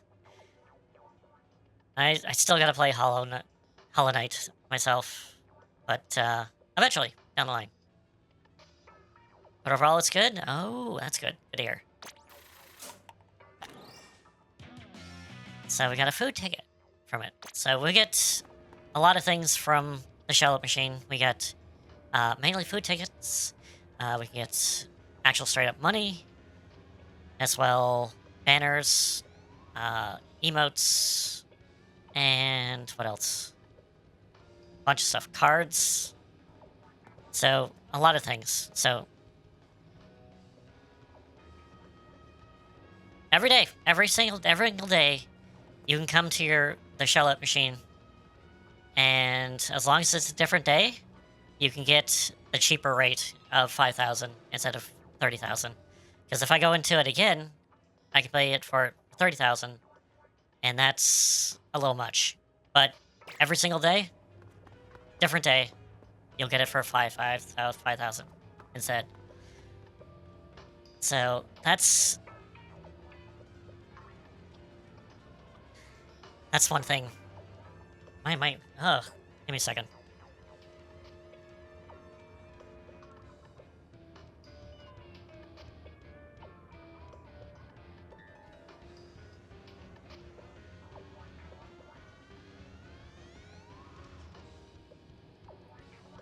There we go.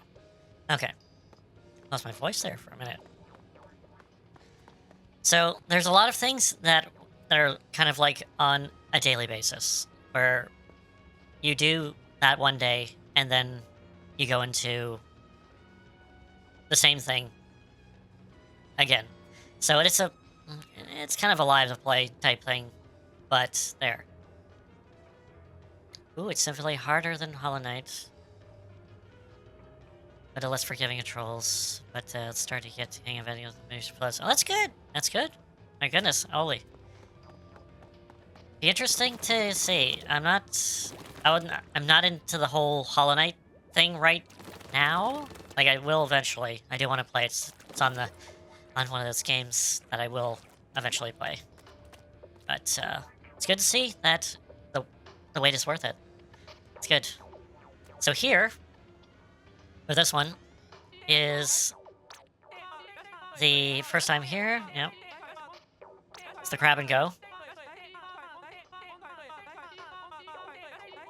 So this one here is that you will get access to sandwiches that will increase your battle cash by 50%, so you will get more cash. You also double your cash for the other one, the next one. And then again, with experience, with 50 and double. And then we have the giant ones, which is for your entire team. You know, you double your cash for all the teammates that fought with you in that battle. Same with experience and so forth. So I am going to, and these things last for 20 matches. So if you go with it, you'll have this effect for 20 battles that are online. So we'll do it, because I do want to get to level 4 sooner than later. And you can see the effect if you go to if you press L. Is it L? It is L. No, L. So we can bring up the screen anytime throughout the lobby and not have to go into the battle pot all the time. You just press L and we will get to the same screen. What is this? Oh yeah, I got something in Eterna, which is the single player one. And we will get it here. And we got a little stuffy. That's good. Okay, so see the battle effect of a sandwich that you actually have is on the top right, on the left side, where your cash is, your sea snails, and then you see that little effect with the 2 arrows, with going up, and 20. That is the effect of the sandwich we eat. And that will go down which each battle we will do. Some other notable things is this cat over here, which is Judd. He will give you advice. I recommend actually seeing an advice device, because he does give you some random factos that will help you in general senses. Meow. Now make sure you finish what happens. How you feel of it. You might get new stuff in stock. Meow. Leveling up earns you Shedland licenses, which will give you buy even more. So, yeah, leveling up also gives you licenses, which will allow you to buy new weapons as well. But you can also level up the current weapon you're currently at, and also get a license as well. But I think it's only for the first level. So from 1 to 2, you'll get a license. But you also get a license from leveling up as well. So we can also listen to the jukebox. So Splatoon is known for its music as well. And they set it up as like a Spotify type of thing, where you can actually see the song name and then the artist underneath. So all these artists are fake. They're not real. But within the actual series, there's a lot of fake bands that are part of Splatoon. And a few of them are obviously well known is the idol groups, which are like the Squid Sisters and Off the Hook, which is the idol bands from the previous games. But we also have Deep Cut, who actually is in this one. But the music is quite great, and they have most of the tracks here. There's some that they don't, but most of them they do. But you know, if you hear a song during battle, you're like, that's catchy. I don't know exactly what it is. You can kind of listen to it before you request it. It'll give you a little hint of it. And then if you're like, where's the one that I associate this game? Nope.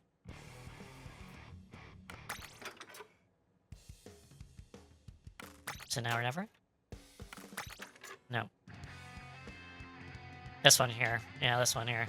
So, I'm gonna request this one because this is the song, I think, when it comes to Splatoon 3.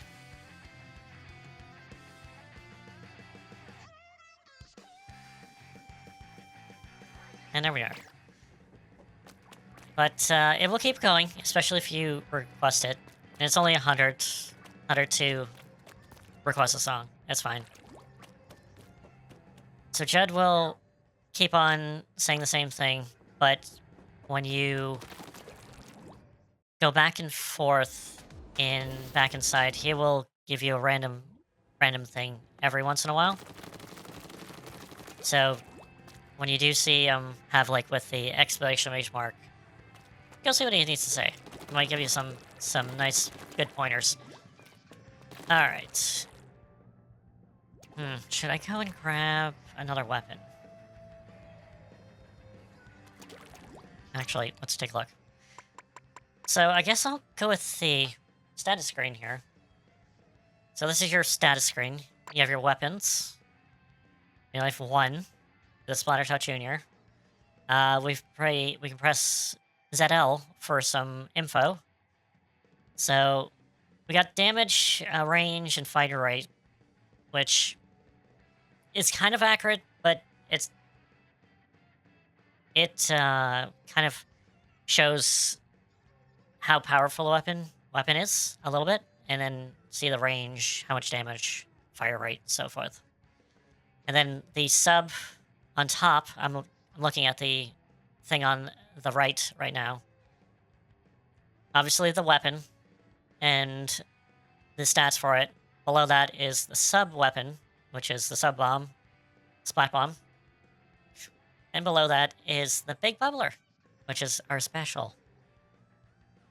And then below that, you'll say points for special. We'll need 180 to actually get the big bubbler. To get points, you ink the ground during a match. And it has to be bare ground or enemy ink to count as points. That's the thing. So there's that. And then if we hit ZL again, we can go into our freshness, which is on the top right. Freshness. See 5 stars. things can get up to 10 stars now. Used to be only 5 stars. Now it's 10. And the freshness level will go up as you play with that weapon. So, I don't know if the freshness... The freshness meter here on the right, where it says dry and your weapon and then the number, I don't know if that actually plays into it. Though, I think it does. But we'll go into it, nevertheless. And then we have descriptions of what the actual sub-weapon does and Big Bubbler does. So Splat Bomb is just a regular bomb that blows up eventually. It's very bouncy as well, I have to say, Splat Bombs. And Big Bubbler is a big giant bubble that projectiles cannot penetrate, but actual physical inklings or ocklings can actually go through, so it only is for projectile-based stuff. And then that's it. So here, we have headgear, clothes, and shoes. You can actually see that we have our headgear, and we have abilities, which are... I don't even know how to display. Okay, we got the picture of it, and beside it, we have a circle with an ink tank with up. It says ink recovery up. The big one is a main ability slot, and the ones below, which you see 1, 2, 3, one's currently there, and 2 are kind of blanked out. Those are sub ability slots. So those don't have greater effect than the main one, but having a big bunch of the sub ability slots actually do well as well.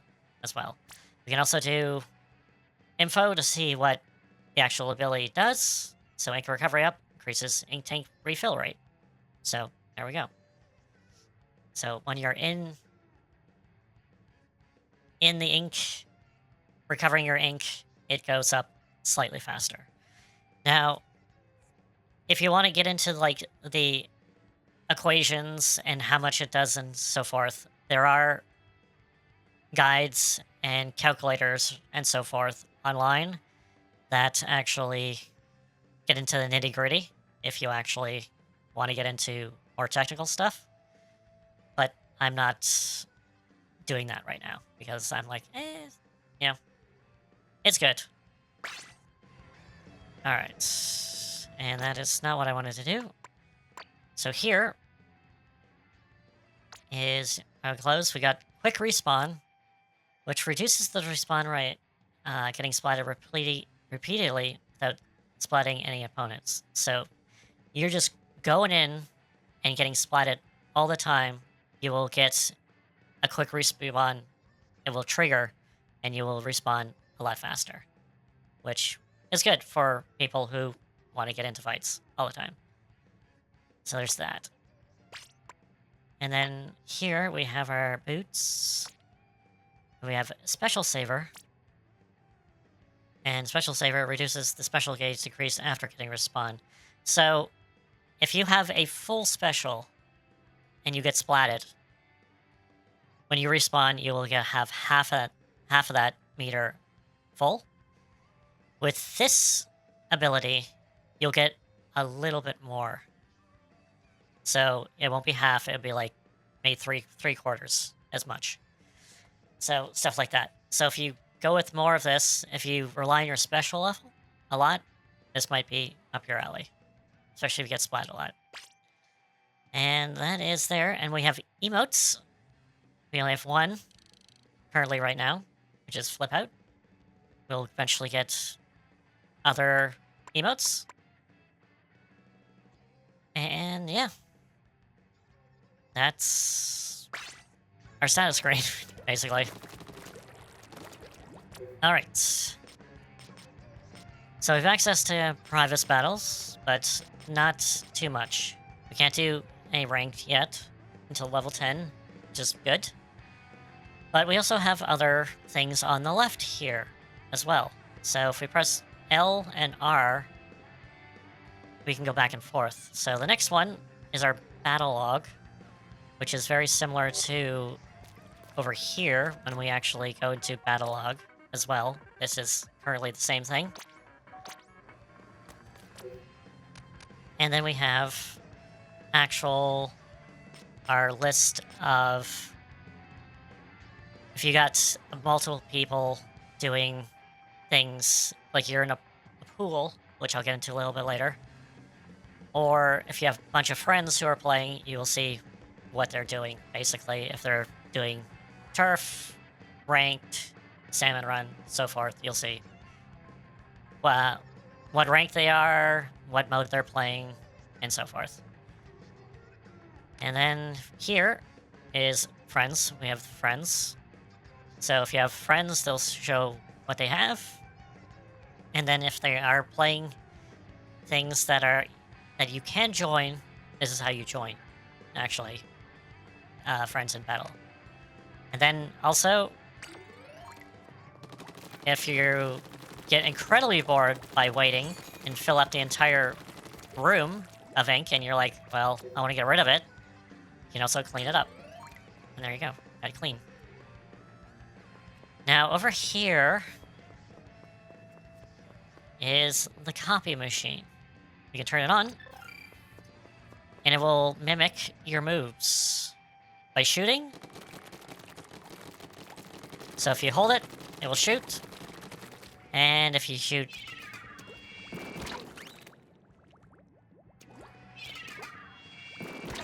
This will also kind of give you a general thing of, like, how far bombs will be lethal or not. See how I'm doing 30 to the copy machine? So he's throwing a bomb as well. And I'm doing 30 damage as well. So if I go here, did 180 to him, it just kills me. Because, again, your max HP or health is only 100.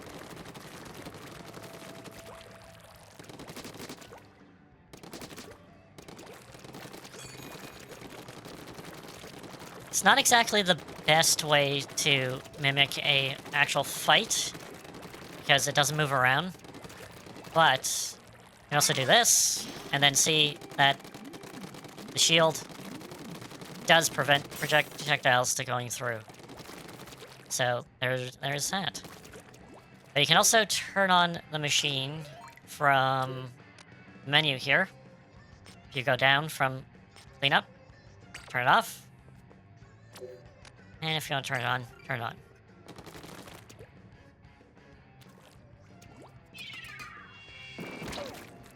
There we go. So, there's a bunch of stuff that can be done. But I need to go level 4, so we're going to be doing some battles. So, let's get into it. Also, point out that if you are playing with friends, and they want you to play this, you gotta get past the tutorial, and then also do one battle of turf before you can actually join any kind of group, or your friends playing.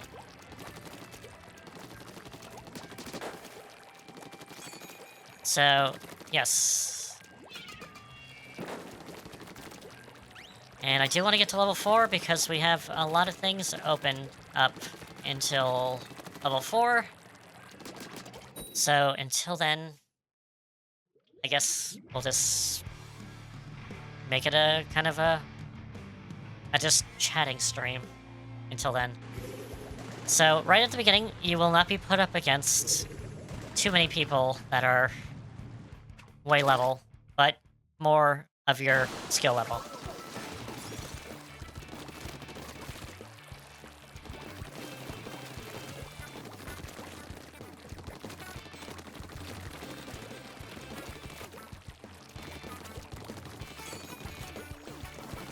But again, the point of just turf battle is to turf everywhere. Like, you don't need to go forward to get space. Well, it would be beneficial, but it's also, you gotta just turf everywhere. And if you're one of these, I've seen them, where you just, like, turf every single little spot, it does count. And I've seen a lot of battles be determined by great inking. Like, just, it's about covering turf.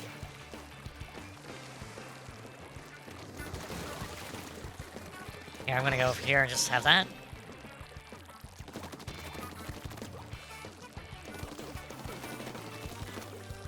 Also, it's team-based, so you can help out your teammates if you see someone struggling.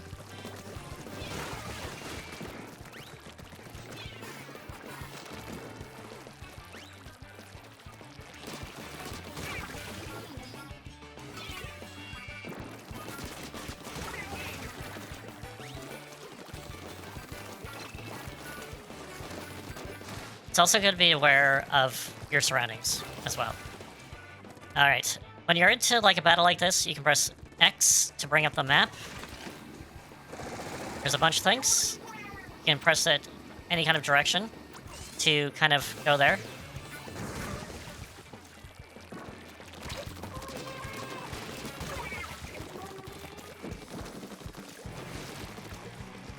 But we can also super jump. You can also go to a certain person, like if I want to jump to this person, even though it's probably not the greatest. You can super jump. So, let's get respawned here. Hey. Hey.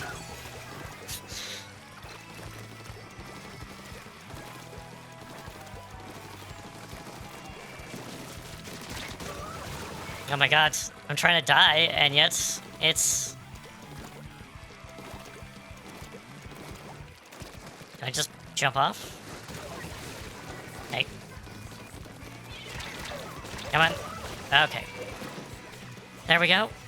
So, when you're respawning, you can actually jump to a person and just jump.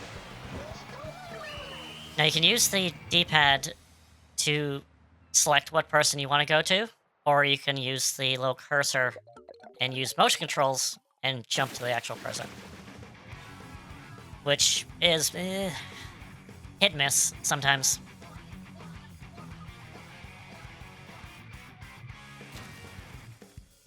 But again, it's good to jump back if you get into a hairy situation. Just press the map button, down, and then A, and you'll jump back to spawn, which is a good way to kind of just not die, basically.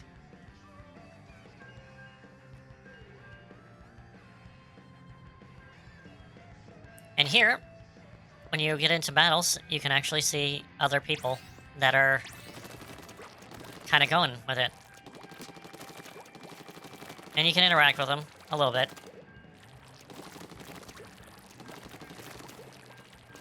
Or you can just sit there and wait until the,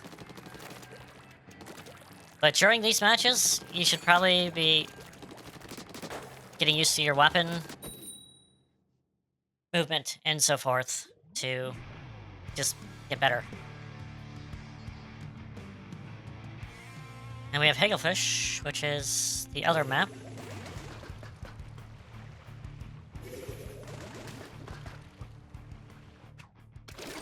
Alright.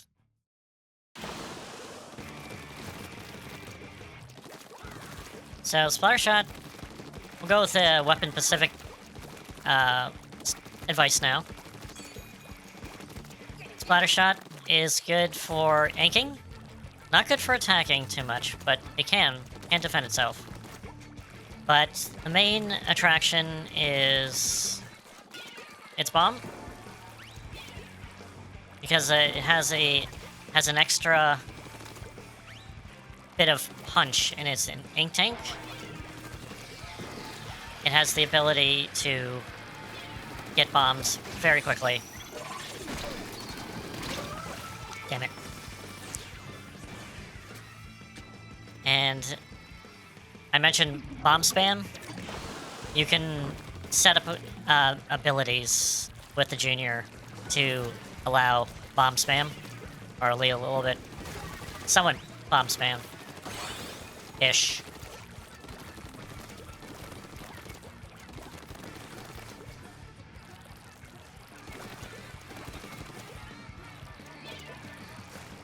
But it'd be pretty good to kind of just throw bombs every once in a while towards your enemy to push them back.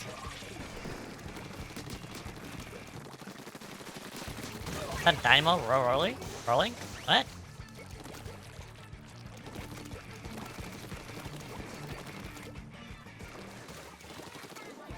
But if you're not doing anything, just stay in the ink and observe what's going on without moving too much, because you can move slightly and not be detected in the ink, because if you move, you'll see that you have ripples. But if you move slowly, you can actually creep up on people and hit them. And that is known as sharking. And you can do other methods of sharking, like an ability called Ninja Squid, which I'm going to use this.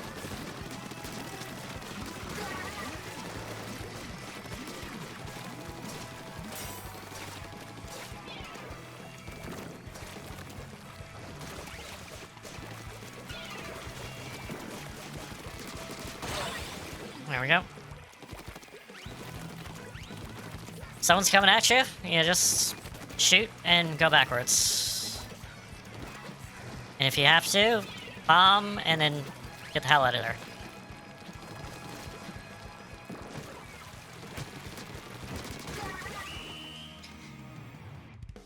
But if you're not shooting, you should be in ink, trying to make sure you are topped up on your ink tank. Because if not, you're going to run out of ink very fast, and if you're in a firefight, it's not good.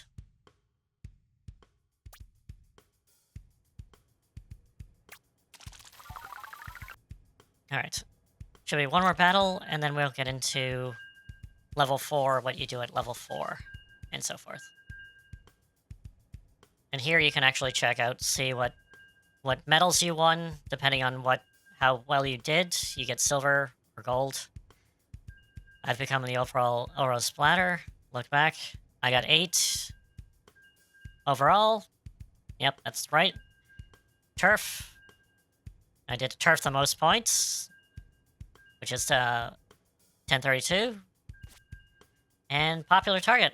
I was seen and target the most.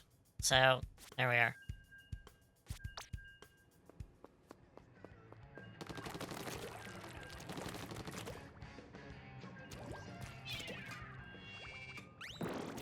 See, like here, you can try to aim a bomb and make it sure it stays where it needs to stay. And try to get the aim in there. There we are.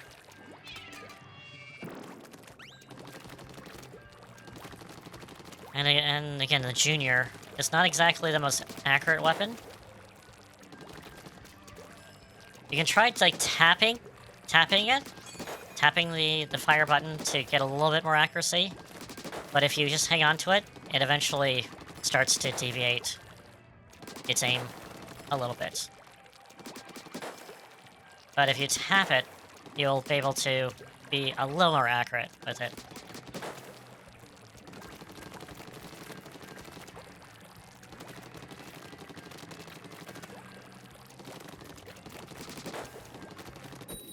There we go. Alright, should be good.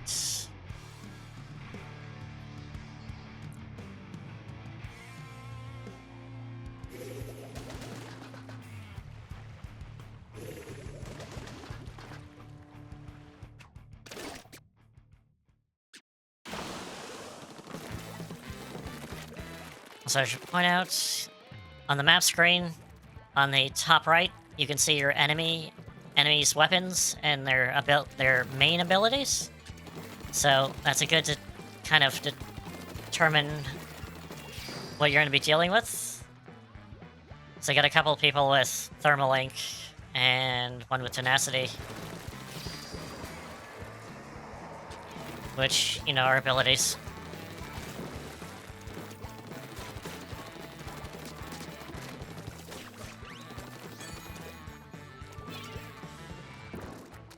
Also, if you think someone's there, just use a bomb to kind of see if someone's there, because if someone's there, you will, well, they move or they're dead, basically.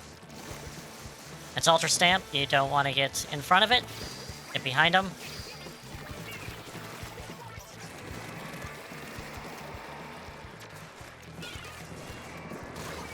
Got two.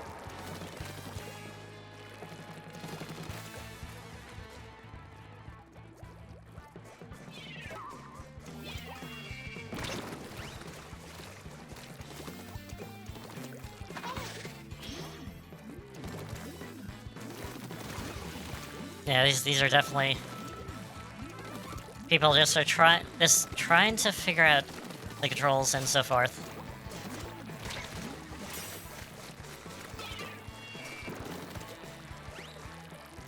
But again, you know, you want to stay in the ink until you're ready to fight, and then go out and shoot.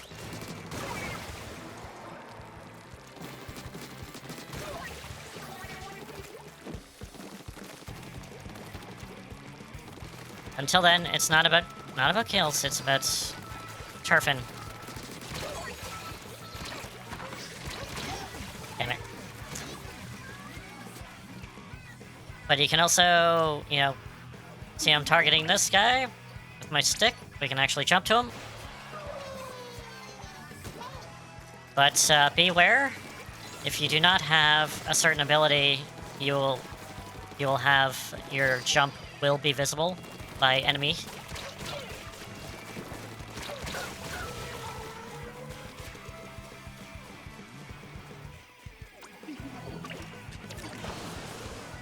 No, I think no, they're still in danger.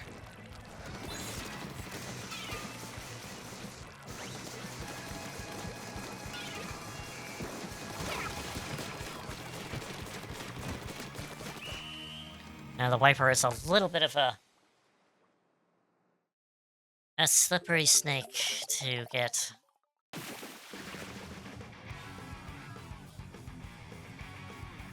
But again, it's not about taking care of your opponent, it's about inking the most turf, especially in Turf War.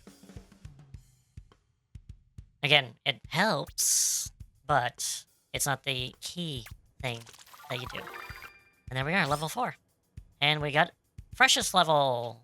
That's my weapon. And we got a Sheldon license. So we're gonna stop. Beautiful.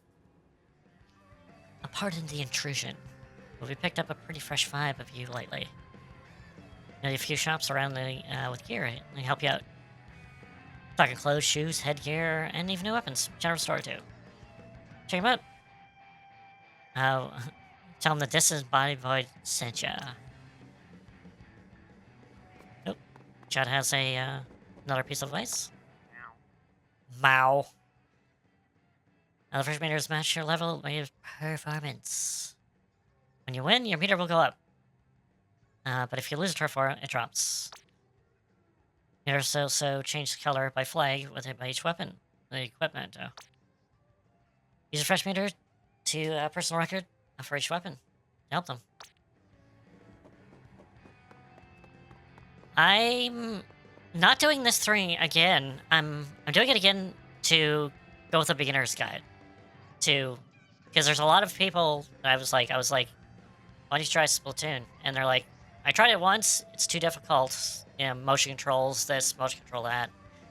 And I'm just doing a general guide of what to look out for, how to do things, and so forth on Splatoon.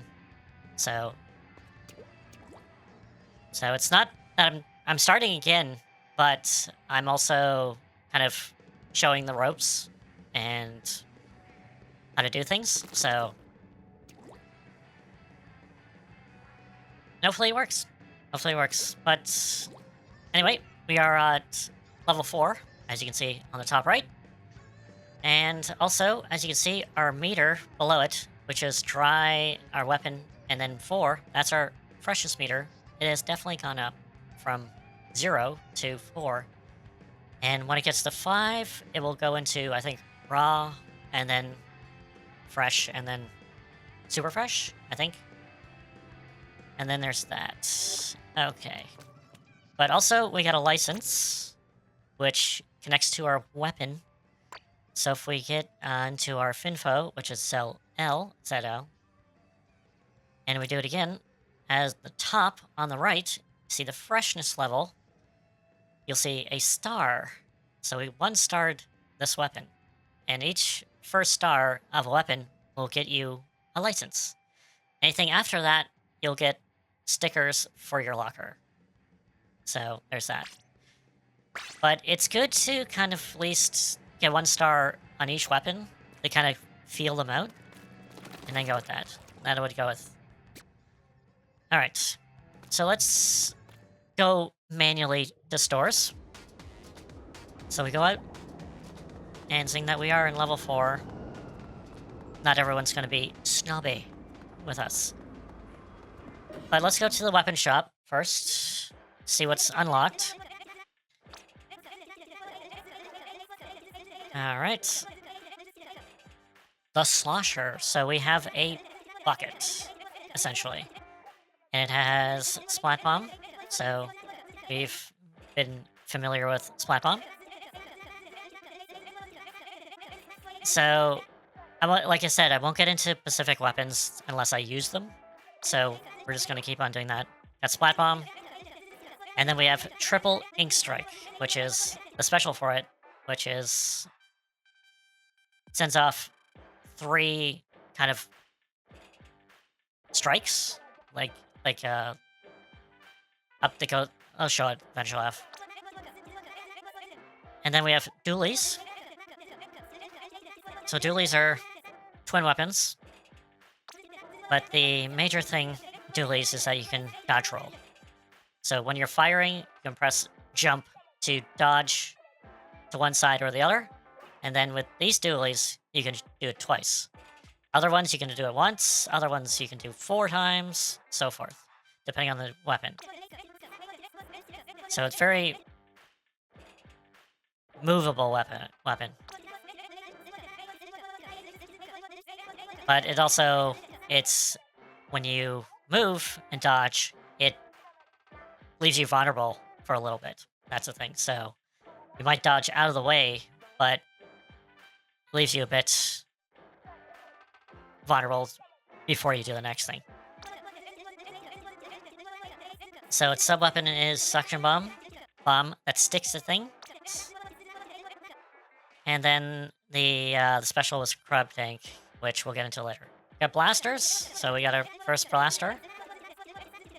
So blaster shoots a thing and then pops a certain amount of way. And that will kill you, that will provide AoE damage for other people to follow up and take care of the target. Or if you hit directly, it's almost like a critical hit. Most of the time, splats you in one go. So its sub is Auto Bomb, which I will get into later. Big Bubbler. And then we get into Splatlings. Which is, the first one is Heavy, which has Sprinkler. Actually, I'm gonna get into this and we have Octobrush. Okay. Oh my god, how much did I unlock? Alright. So, we'll get into blasters. We'll test it out first. So, blasters.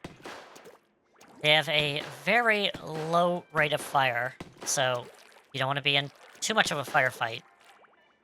It's mainly that you want to clean up someone's while fighting someone else is fighting someone else, or you cause AoE damage because the blast radius is nice for hitting it. But again, if you do direct blast, it's an instant kill. And most of the time, you're gonna have AoE damage, but you just gotta learn that until it pops, it doesn't register as a hit. So you gotta learn that range that you get the AoE damage from. Now, its sub-weapon, also, I should point out, with blasters, on the ground, they're very kind of accurate on the ground. But if you jump, their accuracy becomes very, very bad. As you can see, the sights are kind of, very small on the ground. But then when you jump, those sights become very... kind of goes that way and then that way. So that is very frustrating at times, I have to say. But also, we have our sub-weapon of Auto Bomb. So just like any other bomb, we can throw it. But when it lands, let's just throw it over here. Didn't do anything, it just exploded. But if it's near an object, it detects it and walks towards it. So if we throw it over there, it will give a range of where it will pick up a living target and then start walking towards it until it's near it and then it starts to explode. So like here, it'll kind of run after the one. Alright, and Big Bubbler, we've already kind of got a taste of that as well. So, that's regular blaster. Nope, I want to test it. Alright, so Sloshers is a bucket. And as you can see, it kind of gives you this swoop. And just as Sheldon would said, it's good for hitting things up on ledges. So if someone's up there, that would be very nice to hit someone on a ledge.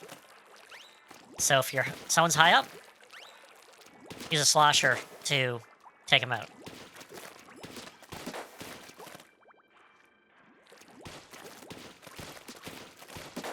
Which is kind of a different thing from a regular shooter, because you would have to point up and shoot, and the accuracy would be difficult because you would have to deal with the wall.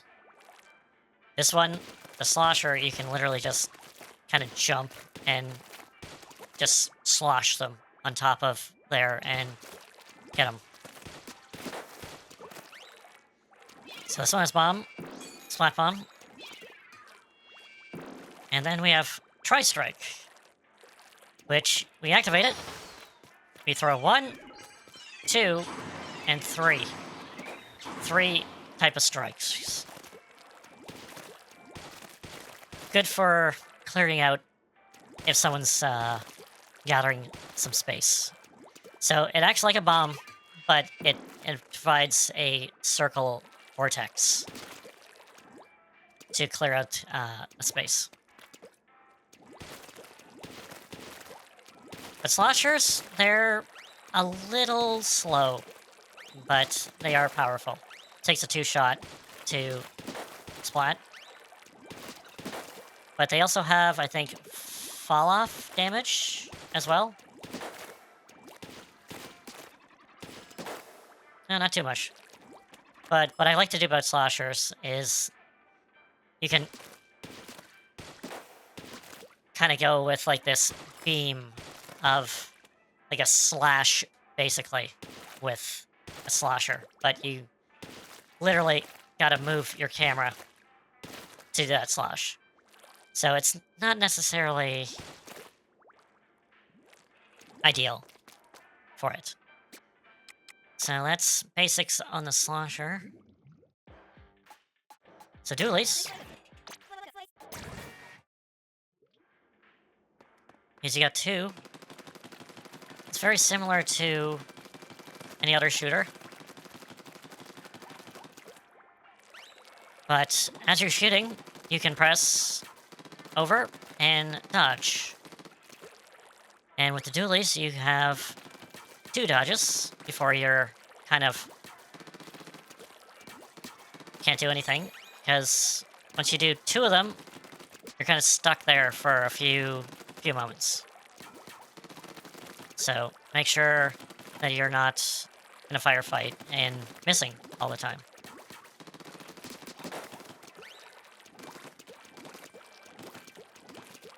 And for its sub-weapons, got suction bomb that sticks to things, love it. And then for its special, we have crab tank, which we pop it, and it's a tank. So it has ZR for like a rapid blast, and then the regular R as kind of like this strike that kind of goes like a weapon that we're probably eventually going to do called the Explosher, where it goes, but in an arc, and explodes when it hits the ground.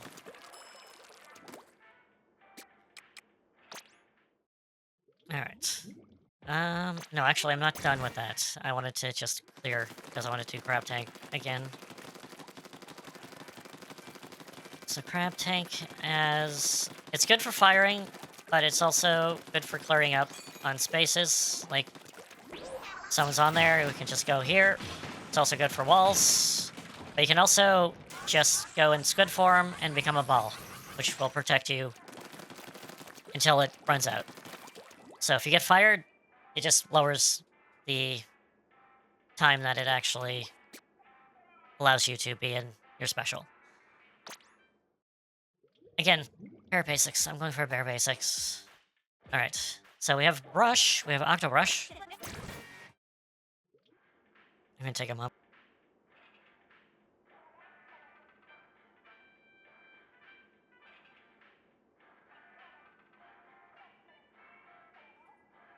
Alright. Alright. So brushes. So we swash them back and forth. They're relatively short ranged. So again, you want to get close and smack somebody with your brush. But again, it's more of a ambush weapon, where you need to be kind of stealthy, and then pop out, and then hit them.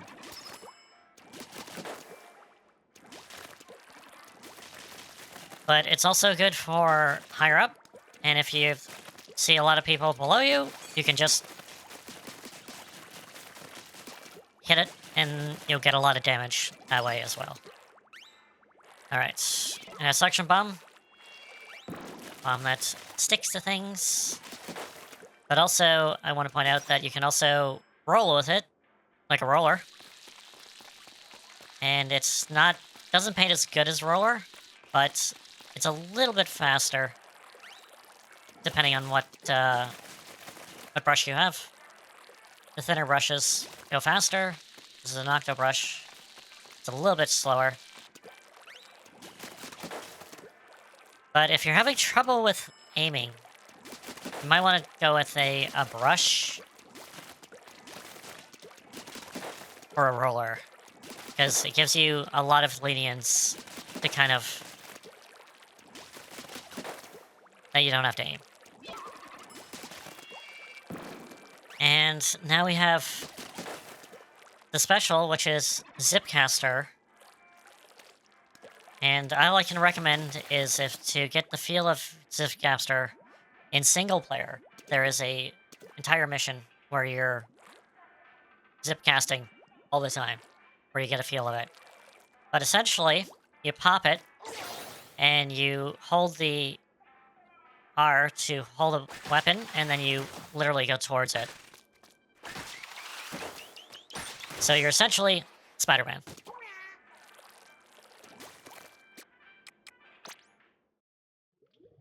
That's not what I want to do. I want to do... I want to keep on leaving the place. Zipcaster is definitely one of those hard to master specials. But once you get the hang of it, it will provide very, very, very good results. Because you can go really fast around here. And zip all around. Good for getting behind enemy lines and taking care of their long-range weapons. So zip there, boom, hit, done, type of thing. I know, because I've had a lot of people zip casting to me.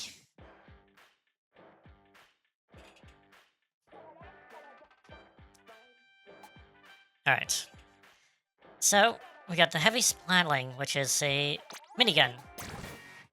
Basically, essentially. And I am definitely intimately familiar with this one, because this is my main. So, there we go. So, it comes with Sprinkler.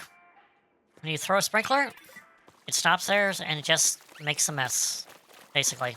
20 damage if someone gets hit by it. But it keeps on going for a while, and then it slows down, and just becomes like a partial of itself. But it can also stick to walls. So it's great for just throwing on a wall and let it ink itself. And any ink that it covers, any ground it covers, provides points to that your special. So Splatlinks is very similar to Charger, except you don't have to have the great aim to do so. But you do have to charge it, hold the button down, and let it rip.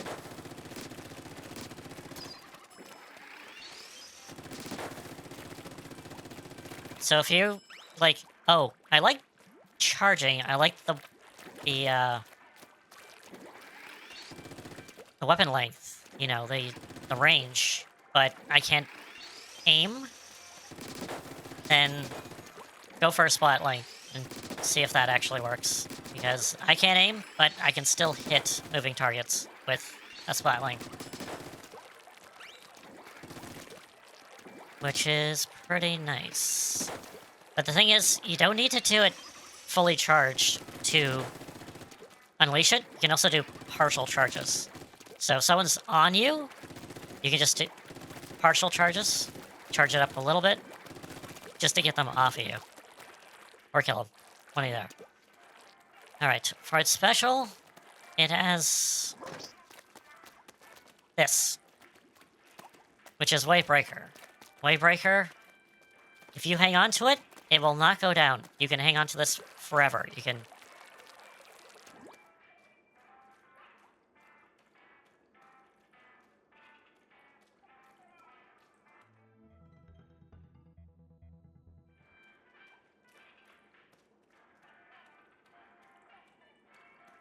I do apologize for that, but I get this weird feedback effect sometimes with my setup, and I don't know what it is. I think it's my interface. I need to get a new one.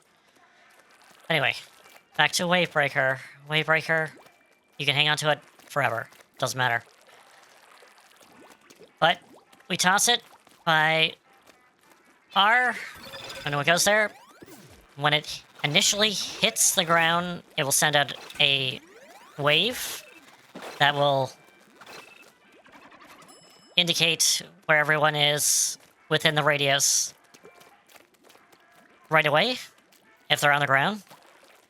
And then on top of that, it will send out waves that will damage you, but also locate you as well if they're if they're like sharking or in the ink and so forth. So to avoid it, just jump over the waves, which is easier said than does sometimes, but it's decent. Splatling is good for those ones that, you know, can't aim but want the long-range weapons, and you don't mind the charging time. So there's that. I can actually just change it here, so let's see what we got. And we got this. Alright, so we got a tri-stringer. So let's clean up here. So tri-stringer is the bow of the game. It's a charging weapon. And it sends out darts, and if it's fully charged or close to being fully charged, it will send out exploding darts, which will damage your target if you miss at it. So you can see, like, 90, I'm missing this, but it hits it for 80, or 90. But if you hit it direct, you can instantly kill someone. But you can also kind of just spread them out a little bit for inking. Or you can just hit it. But again, this is also acts like the slosher, which has an arc. So it's good for hitting over walls.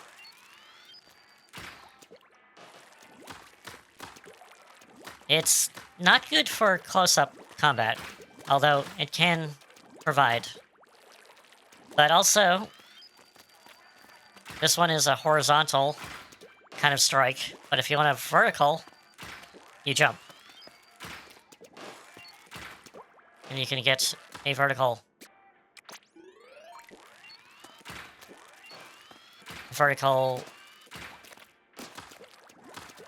one. This one's not as good as another bow down the line, but it's mainly for those trapping people. Like, if you see someone and you like, oh, well, I'll hit them, but I can't fully kill them. It will stunt their movements by covering their feet in ink and then finishing them off with the explosion bomb, usually. And then with its sub-weapon, we have Toxic Mist, which is mist that slows your movement for the enemy movement in it, and then you won't be able to, within the field, recover ink. So that's not good. It slows down to your target. So it's good in that way. And then, like, a good one is just to kind of, like, throw mist, have them struggle, and then, boom, finish them off that way. Kind of. And then, for the special, we have Killer Whale. Which, this one involves a bit of aiming with the motion controls. Is that it will send 1, 2... kind of these waves, and you have potential 3 targets, separate targets you can target, or you can target all in one, or you can target 2 and then 1. But if you want to target other people, you gotta kind of move your controller towards the person that you're actually trying to shoot at. But this covers the whole map. You could be at spawn and target someone at the other spawn, basically. So it goes right across the map. And it also locates your targets as well. So let's get another special here. So for a brief moment, you can see where all your targets kind of are in the line of there. So that's pretty much it, I think, for now, until, level 5. So this will probably give you an idea of what kind of weapon you want to kind of use. And it's recommended that you kind of choose 1 or 2 weapons to kind of go with, and go with the other kits and so forth that actually go from it. You can try, like, recommend you try at least all the weapons, at least get to them to like 1 star, and kind of feel the weapons out, and not just one battle, because you might really have some really bad luck in some of them. So at least, give it a fair shot. A lot of them. Alright. So on top of that, we also have the general store, which is Hotlantis. And we'll go over here. Now we'll go to Hotlantis. Stuff to get sell. Yeah, this is Harmony. She's an enemy. She's great. She's this great character. And she doesn't even work here. She just comes here all the time, and she's just given a job. There you go. So, locker room. Because I think you get there, but without default. Let's give you one of these. It's a catalog. So we got ourselves a catalog. So we, on top of getting money and experience points, we also get catalog points for this. And we gotta come back here to pick up the spoils. And we got ourselves a banner. Let's back to shopping and whatever. So, she sells stuff for your locker. So we have stickers, random items, action figurines, and so forth. So that's pretty good. To access your catalog and see what it is you press the X button to get the, I guess, the map screen, and then go over to status, go to catalog, and see more. And then you can see what actually is this. So we got a banner. The names are tags. Got a food ticket, pack of cards. We also get gear as well. We have cards, and then we also have emotes, which is different things that are displayed if you win at the end of battle. And then we have Mysterious Banner, which is a random banner, and Food Ticket, which is a random food ticket as well. And all sorts of gear. A mystery box could be anything you get from the gacha machine as well. Anything else here or there that's here? No. It's good to kind of just go through. Pack of cards. There's the normal pack of cards, which are these yellow ones. And you'll get more commons than normal. But if you get the sparkling one, you'll at least get one rare or super rare or more uncommon, rare and super rare stuff. At least one per pack. Is that... That's Splatoon 1's outfit, right there. For at least the female. And usually the last one has something special. What is it? It's the triple decker specus. Yeah, it's fine. Alright. What else do we need to do? So let's go into the hat shop, which is up here. Just get ourselves new gear.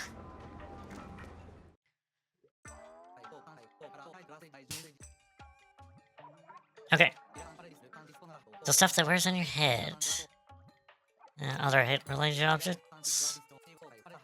Gear abilities. Yep. Check them out.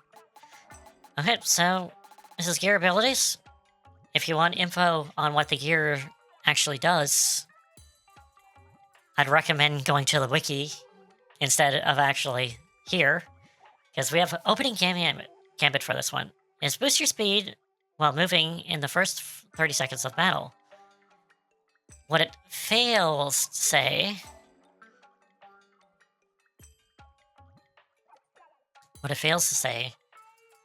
God, what's wrong with my voice?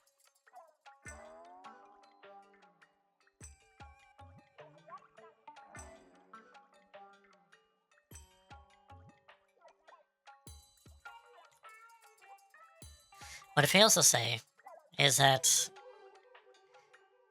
yes, you will be speed up by in the first 30 seconds, but if you do get a splat or assist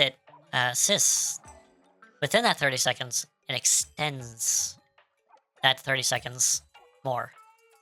I think it's by 5 seconds each time, but I'm not 100% on that. But you can have essentially opening gambit throughout the entire match if you're good. That's the thing. So a lot of, especially slayers and ones that are very aggressive weapons, have this. So it's a style. And we have intensified action, which makes your skid rolls and squid surge be more steady with your aim when jumping. So these are good for blasters, when if you're jumping around a lot. It will lower that steadiness, so you shoot more straight. So there's that, and I don't think anyone equips this for like squid rolls and squid surges, which makes you do a little bit more faster, especially squid surging up a wall and so forth. Special power upgrades your special weapon, so becomes more efficient. Your specials. We already did that. We already did that one. We have quick respawn. So swim speed increases your speed in squid form, or so yeah. So you go a little slightly faster. So tenacity allows you to. It's an automatic ability where your special meter goes up if your team has fewer members than the opposing team. So if you're down, like the opposing team is full strength at 4, and you are the only one left alive until everyone responds, then tenacity will fill up a lot faster. So good for specials and if you're in the back row a lot with a long range weapon. And quick respawn. Alright. I'm gonna go with classes. And we're gonna equip. Nice. So, on some of them, you'll see a little circle, and if you press Y... Well, first we gotta try on. So you can try on any of these things by hitting the right analog stick, and you can see what they look like in this. And for this, you can actually adjust gear and have classes on your head, shoes without socks, and so forth. I prefer classes on my head as well. Which I don't have here, but you can also do it here. Adjust gear. There we go. Alright. So we're gonna go in the clothing shop? Everybody has silk song stuff. Alright. It's Man of War. Man of Wardrobe. Yep, gear abilities, which I'll get into eventually, which I'm kind of doing this. Alright, so info on this. We have Haunt, which is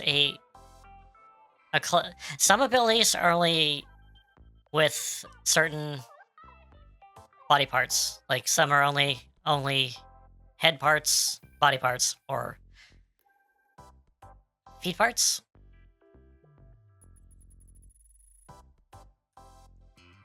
And Haunt is definitely one of those ones that are just for the body.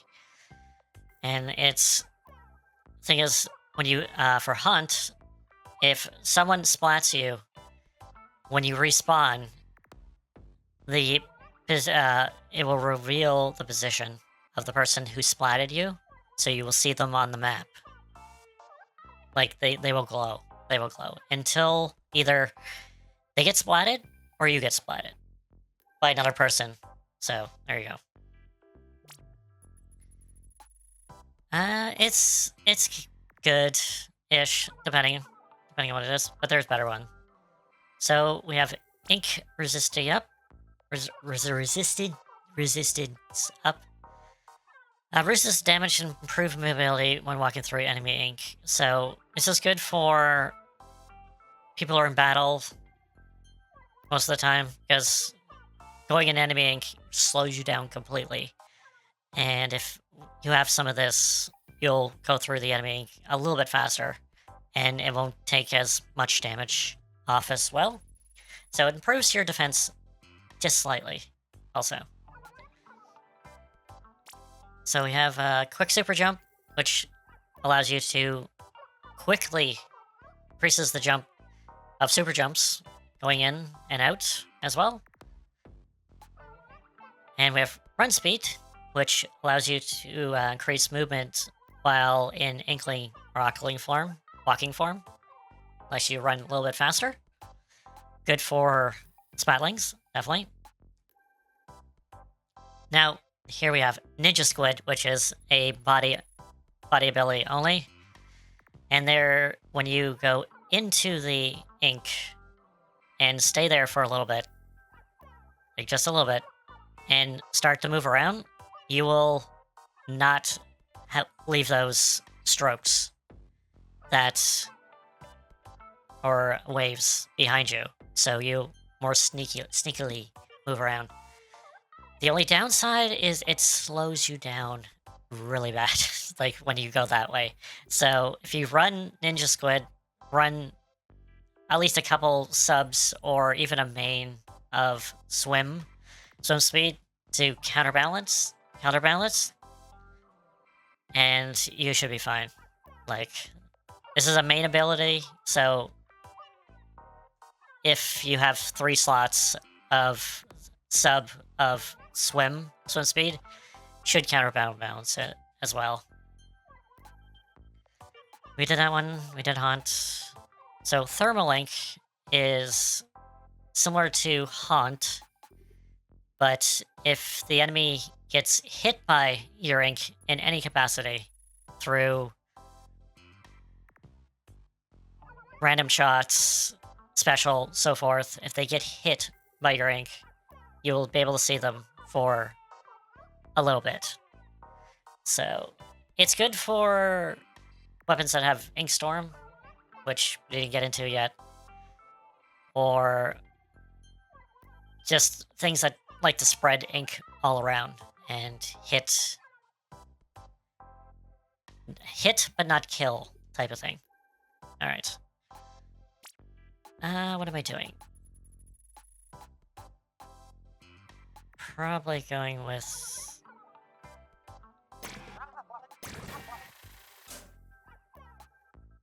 Yes. You can also do different shirts. So if we try on the shirts, we can make them big, oversized, or not. And I know some sweaters we can actually roll up the sleeves, and some of them we can't. So... Alright. And we're going to choose.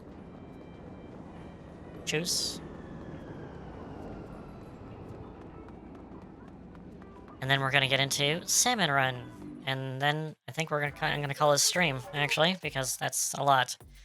But that's the general basics of getting going. It's Mr. Coco. Alright, we went through that. Alright, so we got here. We had sub power up, increases your sub weapon. So we got main saver, which decreases the amount of ink consumed by your main weapon, which is good for ink-hungry weapons, especially a lot of those heavier weapons that take a lot of ink. And then we have sub saver, which decreases the amount of what you need to throw a sub weapon. And we did detect by action. That's pretty much it, yeah. So there's more abilities, which I'll get into. What do I want to get into?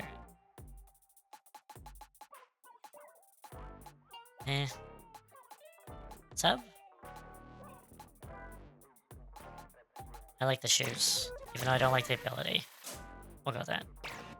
Alright. Alright. So the big thing, which I'm gonna show, this is... So it's like, I want to go to the armor shop, but I don't feel like walking there all the time. So let's just go to the headgear. And it's like, oh, well, I want to go to the other shops. So I need to go here every single time? No. You press L and R, you go to the shops automatically. Oh, hey. What do you want? Yeah, Chirpy Taps up. She's in a band called Chirpy Chips. Person's gonna be playing at the beginning. Chirpy's free.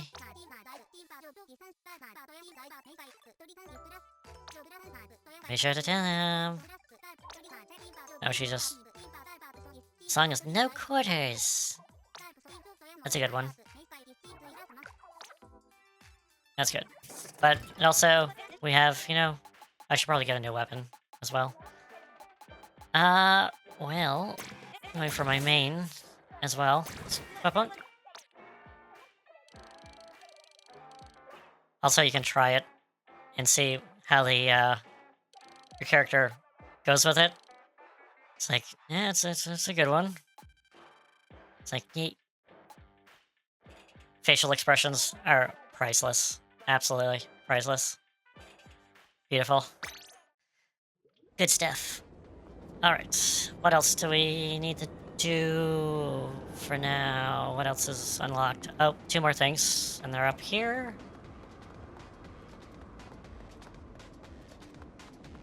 So we have this guy, which is merch. Yo, chum. It looks like there's some Frenches. It's just... Alright, so we got a couple of things here. So we got order status, and for that, if we go to, let's say, this one. Oh, let's go to another one. Alright, so we can order gear. So the big thing is that you might see something like absolutely great. It's like, I wish I had that gear. Well, you kind of can, but kind of not. Like if I want this pair of shoes, we can order it, but it takes a day to get here, and 2, it might not exactly be as full, especially if it's a full 4-slot thing, item. You might get the main, definitely, but you, up to the sub-slots, you might get 1, 2, or 3, and depending on how much you get, that depends on the price as well. So, a full thing would cost you a lot, so... But you can also order up to 3. That's not a bad shirt, actually. I'm gonna get that shirt. Oh, it's not for sale! No! Not for sale ones are... probably ones that are through Amiibo, or... story-based, and so forth. Like here, story shoes, I can't do. And the Blidbeak is a thing you get through a QR code. So there's a lot of ones that are like that. Dodge roller. Eh.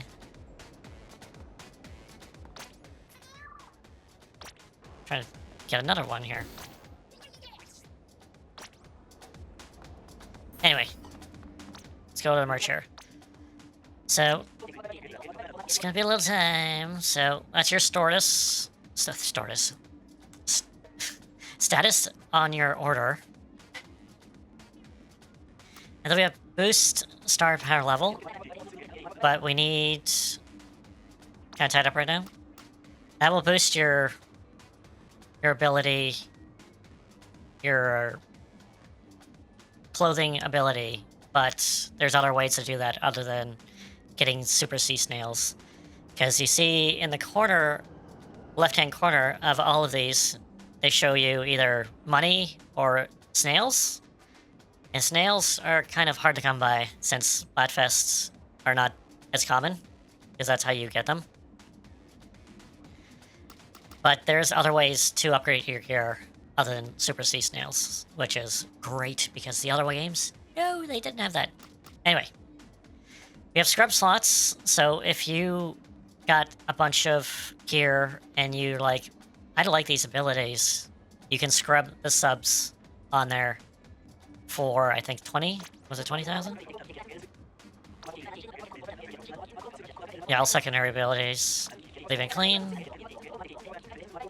And then we just go battle with it again. And then we get the ability chunks from that.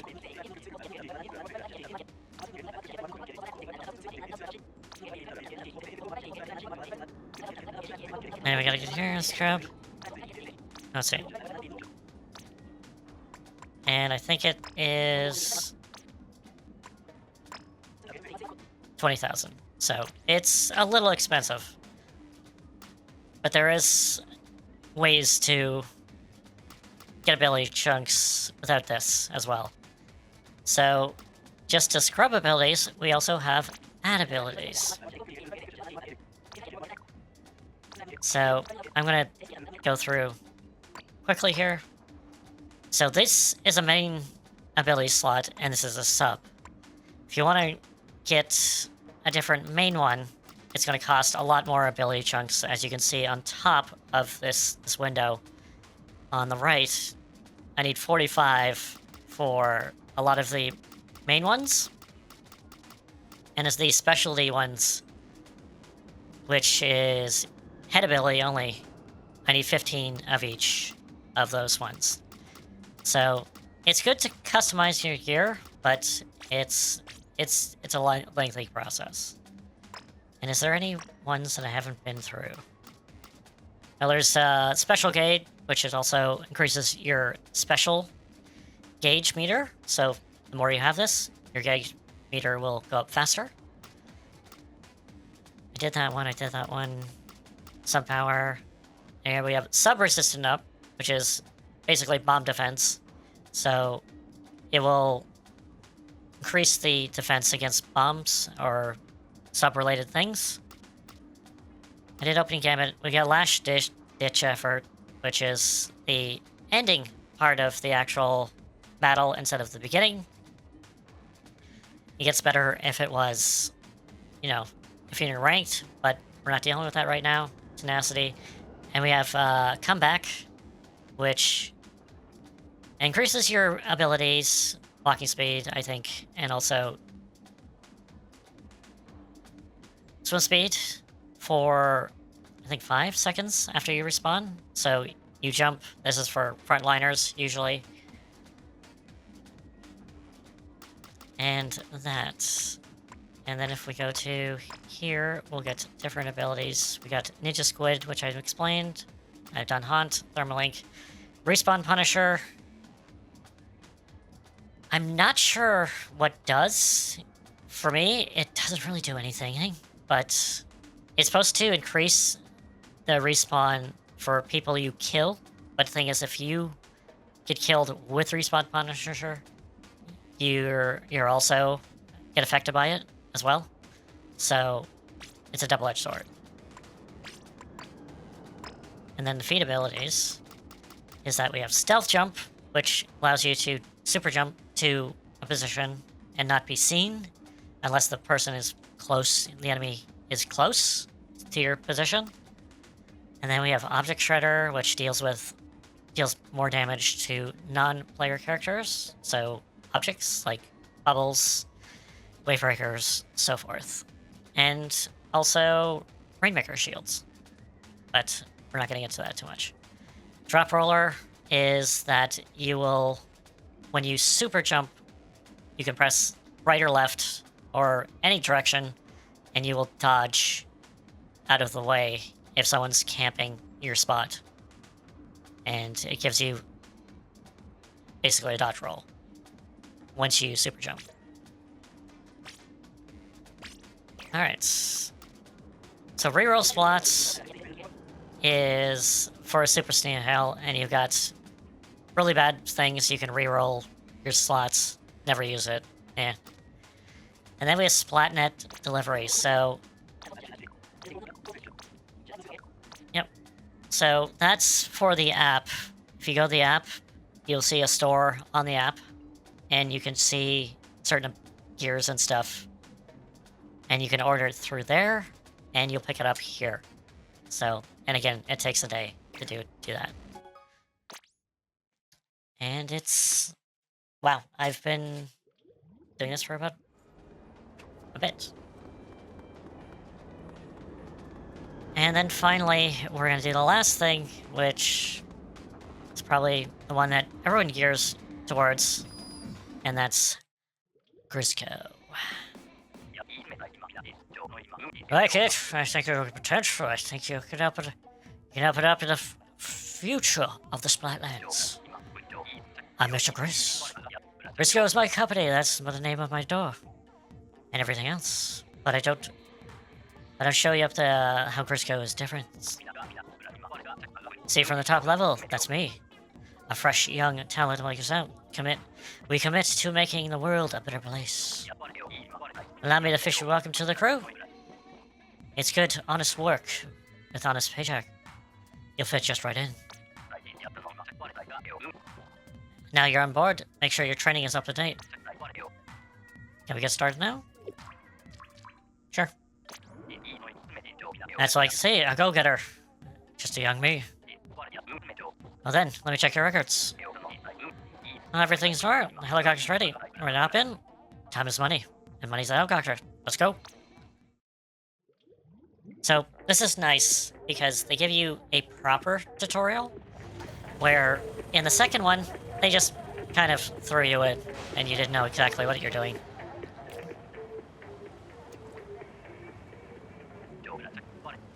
On-job basics. Alright, rookie, listen up. Vicious, unfeeling sentiments will approach the waters from the waters. Your job is to splat them and ink as much they drop their power eggs. As Grisco industry employee, you're contractually obligated to collect as many power eggs as possible. Okay, Mr. Chris. Find the salmonids. Hello. You just got some power eggs for splatting the salmon. I'm counting you to collect as many as you can. Back to work. Yes, of course. So it's about you and walking.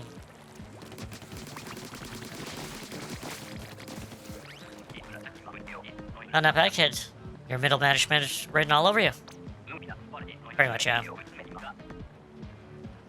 Most important thing of the job is the golden eggs. Only boss salmonids have those. That's cute. Boss salmonids just up here. Go on him down. Hello there.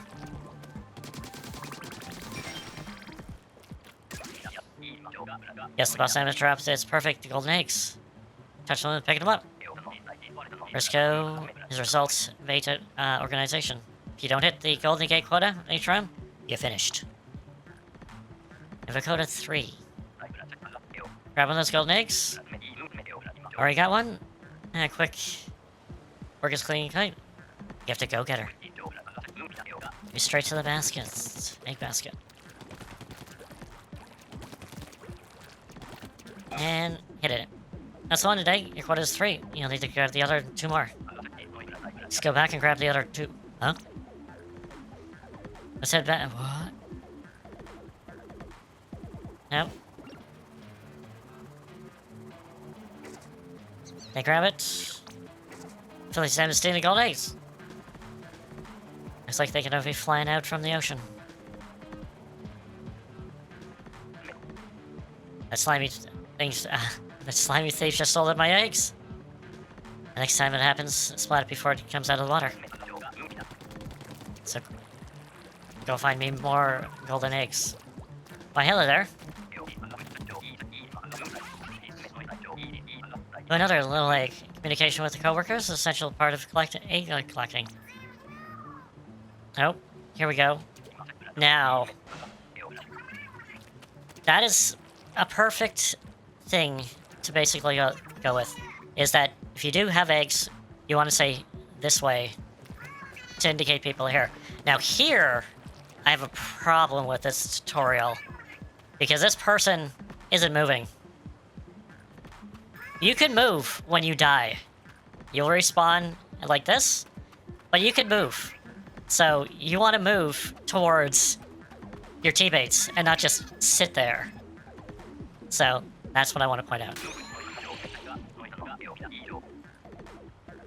They always have a coworkers when they're gonna need. Your entire recruit's taken out, you're finished. So press up to rally coworkers or ask them for help. This way! Take the golden egg back to the thing. Back to the basket. So we can do this way, which is important for telling all the other coworkers where enemies are coming from, or where the golden eggs are, and so forth.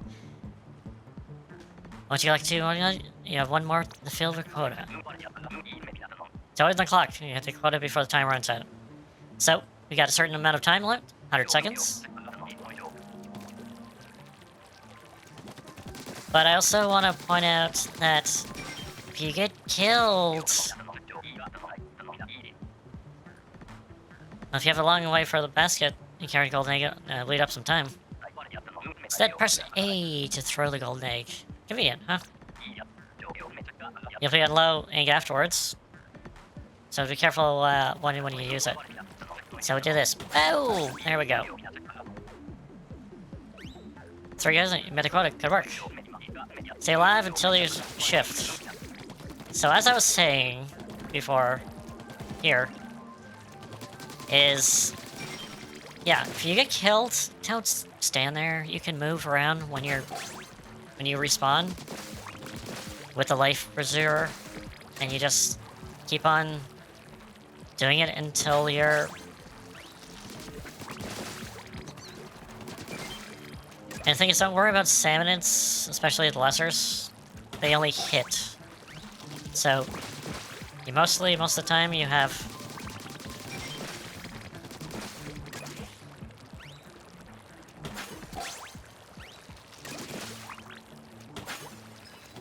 And also, if you have more than 2 eggs, you can just cycle them back and forth. Where is it? I've arranged you to use your special abilities to work. Try not to waste them. And for each shift, we have 2 specials.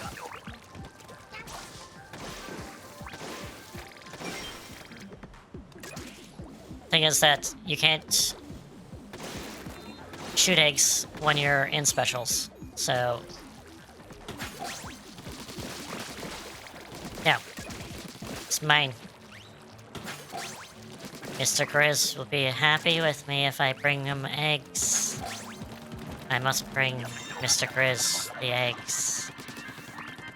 Beautiful. And the thing is that your specials is reflected with the packs on your helmet. So that's a good touch. Well, I get a fuzzy feeling that you're going to be a great addition to the Team Grisco. But first, there's another round of training I'd like to do. It's just silly requirement. I won't bore you with the details. and we just don't want you to get hurt. So teach you to deal with all types of boss assignments, including the new ones you'll find in the spotlights.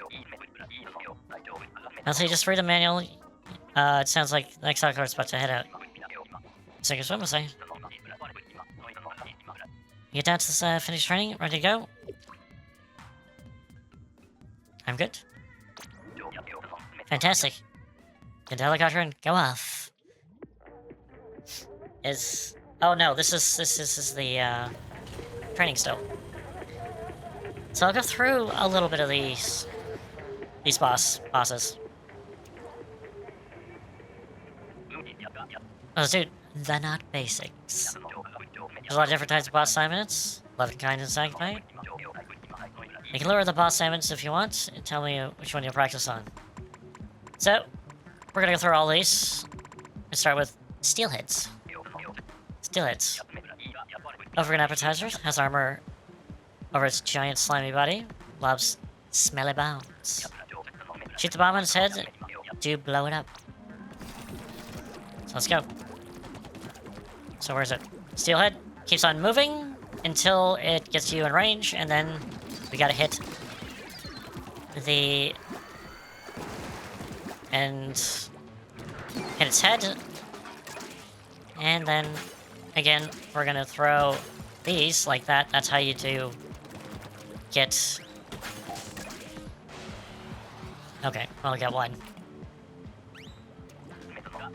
Alright. Steelheads can be a little bit troublesome. You want to take care of them.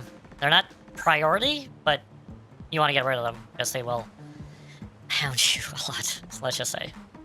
So we go with... oh, the dreaded flyfish. These glorified mosquito flies throughout the air, ink-powered craft, launching missile barrages. Toss a bomb in both sides, and both of its missile launchers, and take it down from the inside. So these guys are annoying. Absolutely. Because you can only kill them with bombs. Only kill them with bombs, and they can only be defeated by bombs. And then you can do like things like this, where your bomb just doesn't go in the basket when you're trying to do this. And then boom. And these guys can hit you anywhere on the map. And it only targets 2 people, but still, it's 4 missiles per target, which is, you get hit by stray missiles all the time. Let's just say, if you haven't had a swore hatred towards flyfish, played this game, you will definitely develop one. No scrappers. These level encounters are covered with fray bodies with the shields, and quick with air. Trick is to get behind it, distracting it, and have it stunned. So these guys will drive up, very lurable, but they get a target, you want to hit their fronts, and then hit their backs. And that's about it. Or if they're going after someone else, you can hit them in the back, but they usually turn around. Usually. So that's not priority. Oh, flyfish? Priority. Definitely. You want to get rid of at least one of their bins, if not both, depending on what rank and level you are. I did scrappers. I'll do more scrappers because the thing is, well, it's hard to show, but if you can stun them. A good way is, if a scrapper's after you, is to lure them kind of round, so the back is showing towards a teammate, which the teammate can actually get rid of a scrapper immediately. It's deals. And we got a giant one, better known as the snake, as some would say. The snake. Where's the snake? So, it is vulnerable in the front. Even in the side, we need to take care of the back. But it will circle back and sometimes trap you, so do be careful. Again, not too much of a priority, but nevertheless. Stingers! Spineless as they sit at the tower. Dirty pots in from the shoreline. Attack the second dirty pots and cut them down to size. So these guys, definitely a priority, because if not, they will shoot a beam of lasers at you, which hurts. Hurts very much. So, those are definitely a priority.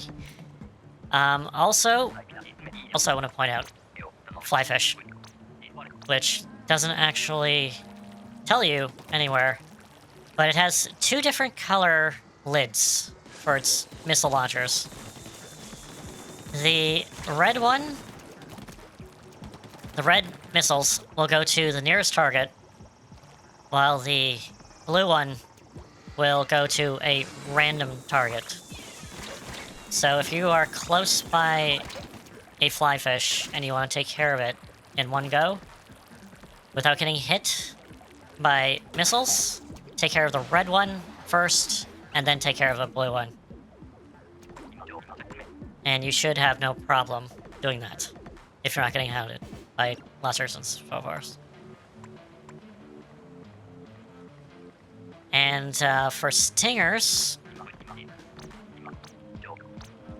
Stingers will target the furthest person away from them. So if you get targeted by a stinger, you most likely are the furthest person away from that stinger. So that's the thing. If you don't want to get targeted by stingers, be in their face.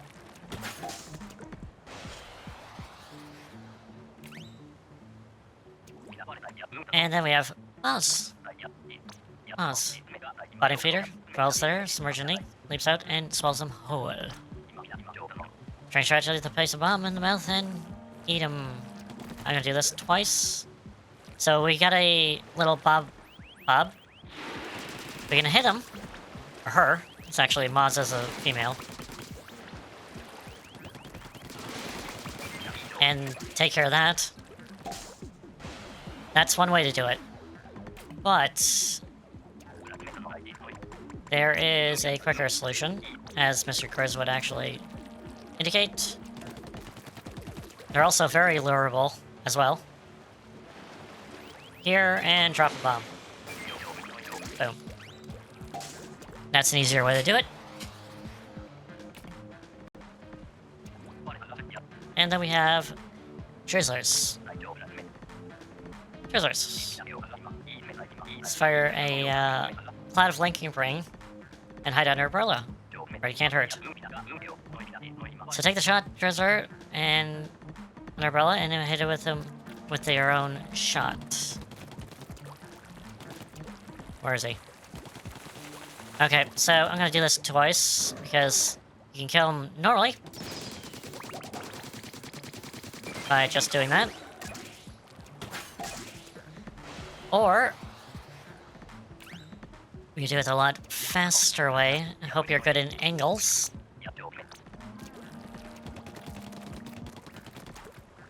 Because we're good in angles. So a Drizzler, especially when it's your sights, will shoot a thing towards you. You want to shoot it back at them, and it will kill them instantly. Doesn't matter if their shield is up or not.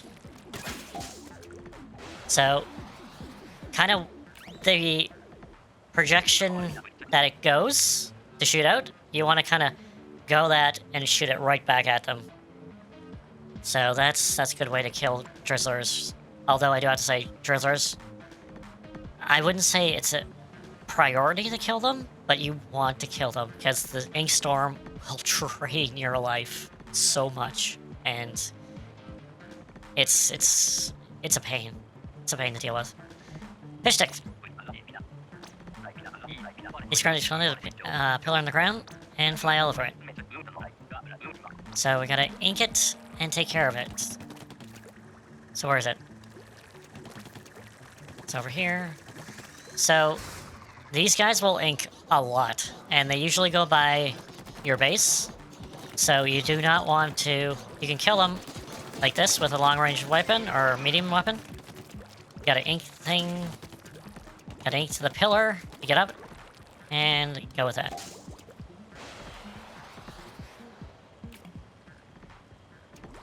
But we're gonna do it again, because we're gonna actually do the other method, which is... Is it the same place? No, it's a different place. Ink the pillar, go up, and just take care of it here. One thing I would recommend, which I don't see a lot of people do, is you see how the ink is all around? While you're up here, and you're like maybe shooting eggs, just ink around the area a little bit, especially if you have like a good shooty weapon, because it does help in map control. So that's what I recommend. Alright, and we have the flip-flop-popper. So yeah, so this one will throw a ring up, look around. Again, we can just kill it normally, but this is zones. We want to fill up the circle. Goes down, and then we kill it. Simple. Of course, I'm gonna go with another thing that I want to do with flip-flopper.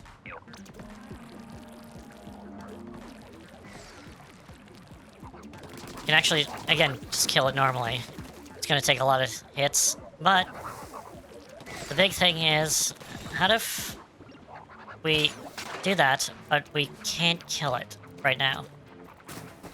So it goes back in, and it goes up again, but let's try hitting it. Boom. It's a lot easier to hit, because when it crashes down, it takes the armor off, which allows it to be hit a lot easier. So, something to think about. Anyway, big shot. Let's craft a container, a big shot launcher from the shorelines. Here we go. So, if we leave the big shot and he shoots something, he'll shoot a cannon relatively by base with wavebreaker shots, which is not good. And then we just boom, and then we can also use the cannon to throw the actual eggs near the basket, which is good. Big shots are relatively kind of a priority, because if they're not taken care of, especially more than one, it does get very dicey trying to jump over all the waves. So, I've got slamming lead. He's gonna try to run force fields. So, we've got to... So these ones go in a protected path, and when they get near, they get their shields, and they'll send lessers. You need to go down and just shoot them on top. But we're gonna do it again. Because I do want to grab... Because the thing is, you can, you know, use bombs and so forth. But we're gonna hear... But you can't stay on this slamming lead forever. because he'll bring out a ladle and hit you off. So you want to definitely take care of them as quick as possible. Priority? No, but you definitely want to get rid of them because they get annoying, because they send out lessers all the time. Alright, that's it. Nope, we're good. Also, dance around. Yay.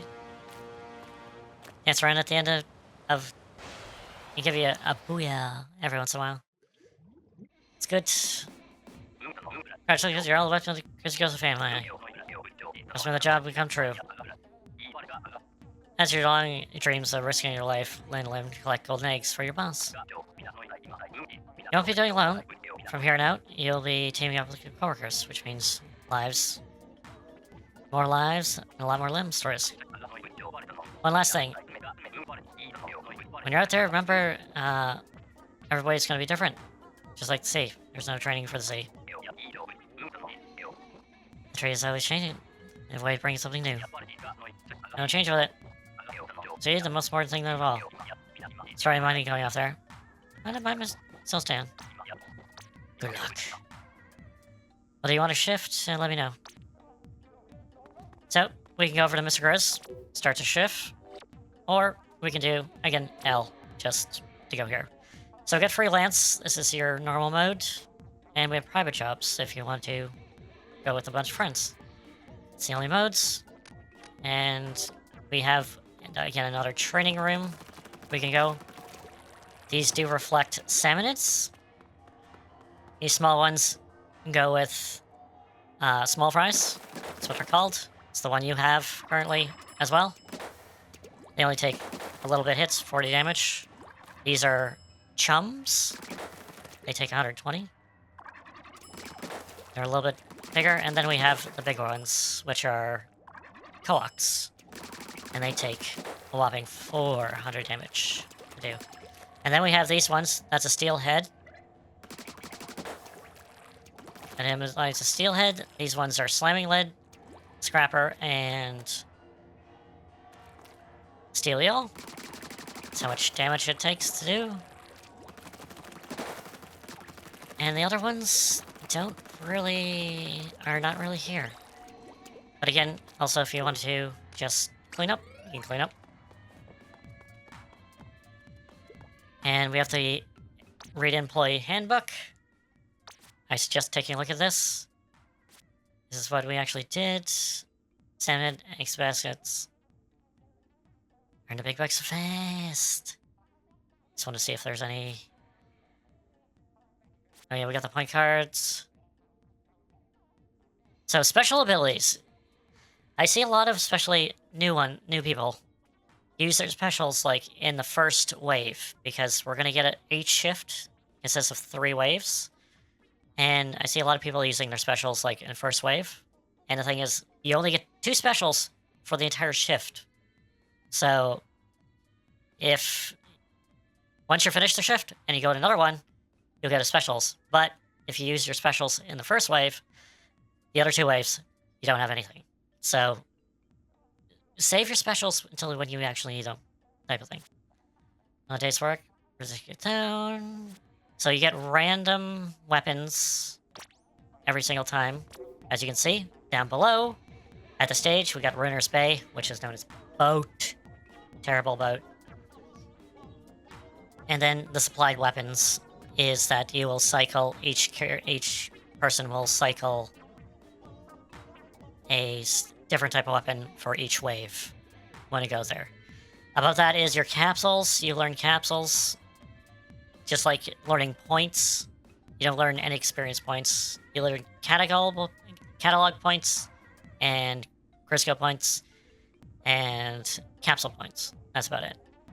So, on top of that is that silhouette. That's the current King Salmonid that you're going to face when it fills up. We have 3. We have Kokazuna, Ouroboros, and Megalodontia, which better known as Joe. Yeah, he's Joe. Megalodontia is Joe, basically. That's what I call him. That's what a lot of people in the Salmon Run is just call him Joe. And that was due to like a translation error when he was first revealed in the Japan account. And it's just like, it's Joe. And ever since then, everyone called him Joe. And yeah, Ouroboros there. We're facing Joe is here. If you press Y, we'll go into a different one. We have the points card, work shift, golden eggs collected, powered eggs, extra weights clear, crew members rescued, and total points type of thing. Self-explanatory-ish type of thing. Over going to the left, we got, starting from the top, we got rank, which is apprentice, which you start with. Goes up to, from apprentice, I think goes to go-getter after this? No, I think it's part-time, and then it goes to go-getter. And then overachiever, professional 1, 2, 3, and then we go into executive PP. And then from there, it just goes up by points, which is 100, 200, 300, all the way up to 900, 999.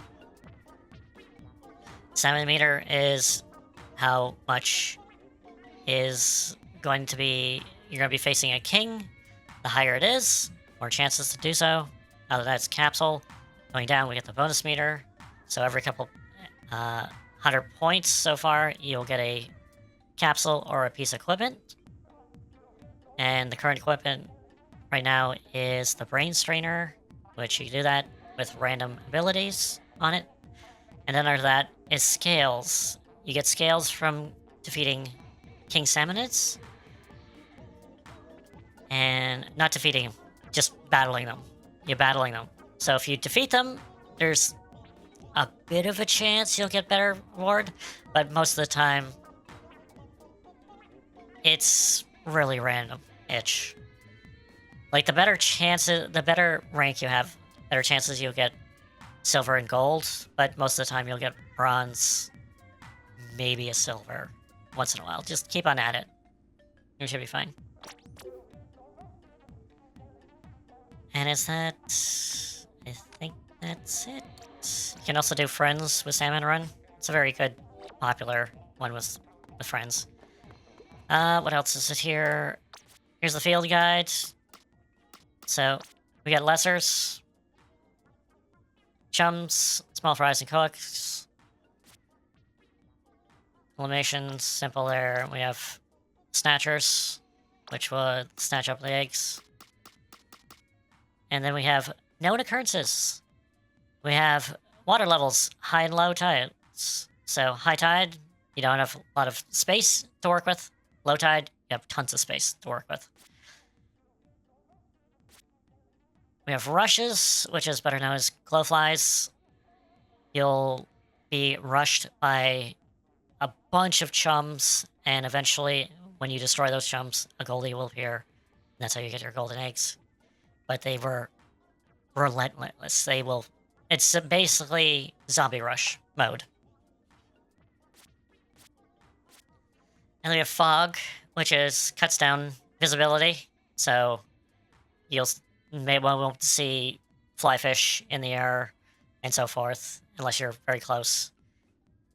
And also goldies appear during fog as well, which if you kill a goldie during fog wave, it will either give you 1 golden egg, 5 golden eggs, or 10 golden eggs. So you want to kind of lure those goldies to the basket so you don't have to run all of them back. So that's my advice there.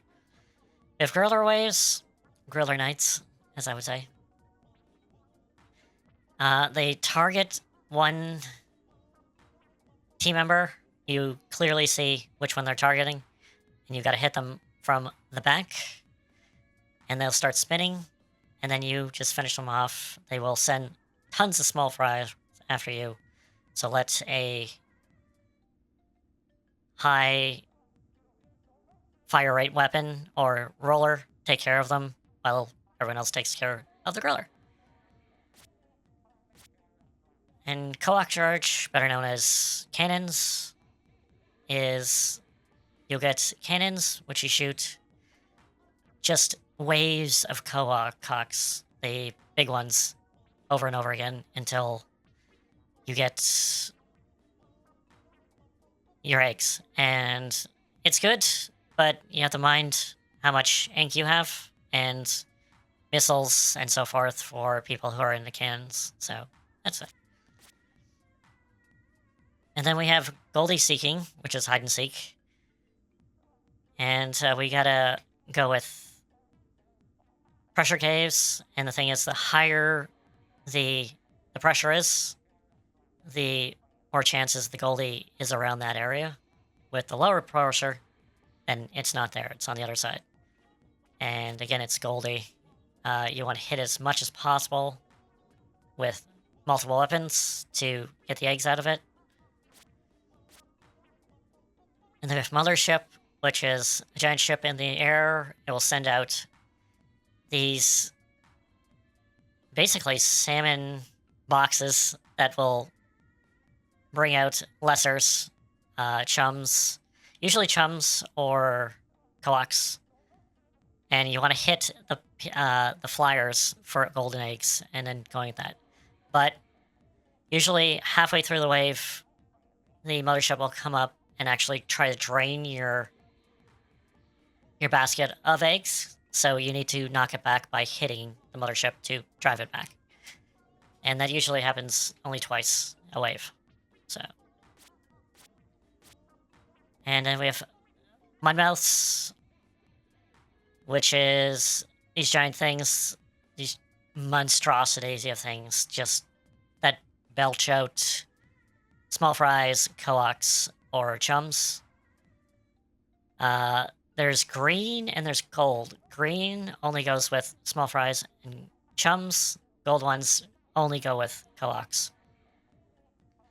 The green ones will produce 1 egg per hit by throwing a bomb in the mouth. That's the only way to actually kill them, other than Explosher, but still. And when they get defeated, the green ones will produce 5, while the gold ones will produce about 10, I think around 10-ish on there. So it's a pain sometimes. And we have Tornado, which is always going to be low tide, and you hit the treasure chest, blow it, and then we have to throw eggs, not to the nearest basket, which is covered up. We got to hit to the normal basket. So we got to throw a lot of eggs towards there with a bunch of lessers getting in the way, basically, that drop from the sky, because tornado. The basics. No, and not the basics. Okay, we're good. So let's do a bit of salmon run, and then we're calling it a day. So, my god, I don't know how I'm gonna do this with, this, but I hope whoever's watching, learned something, and hope I gave a little bit of a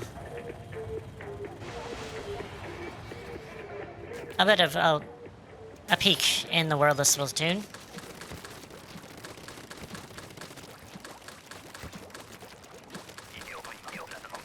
Of course, this is my first guide in anything, so it's gonna be rough around the edges.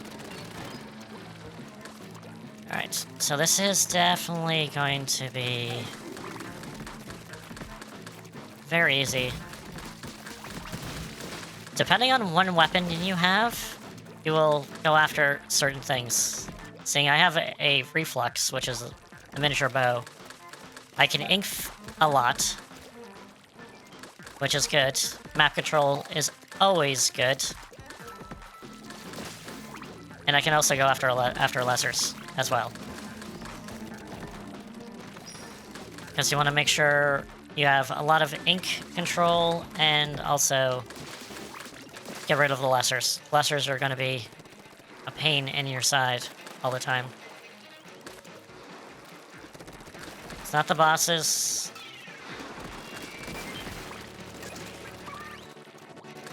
Also, wait for people to go on these elevators. You can ink the sides of the elevators, but it's always good to, you know, wait for the person, especially if you see.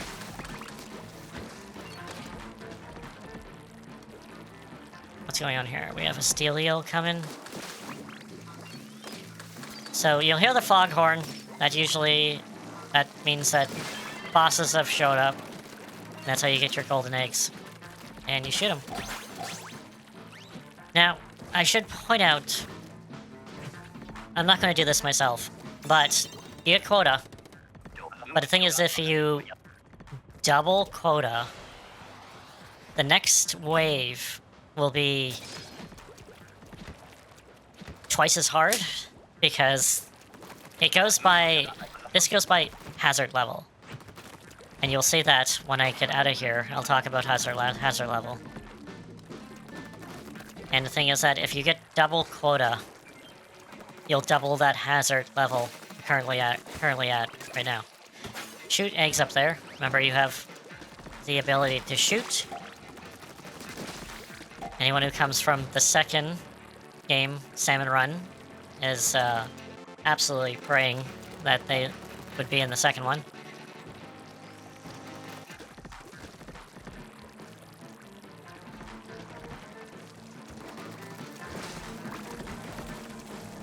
It's not 2K now, but right from the beginning. Where is that? I hear... Also, you'll come custom to sound effects. Also, you can shoot up there.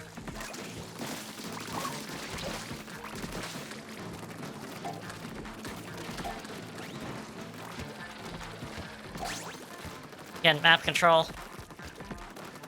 If you have a rapid fire weapon, or one that inks well, do a favor and just ink around. Because ones that can't ink, like the blaster and stuff, definitely appreciate the extra control. Alright, that's all I'm gonna do. I'm not gonna go too much, because these are still beginners, and I don't want to have them going into things that they can't really get into.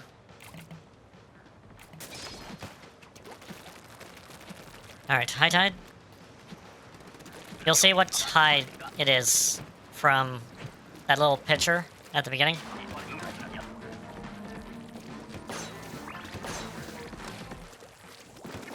So with blasters in Salmon Run, you just kind of want to not stay in the back, but if you see a lot of lessers, you'll definitely want to just throw your blast in a big bunch of those.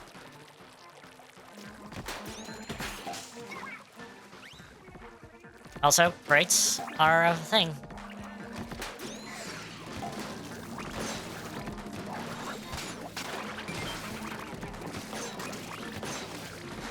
So, like, for this comp,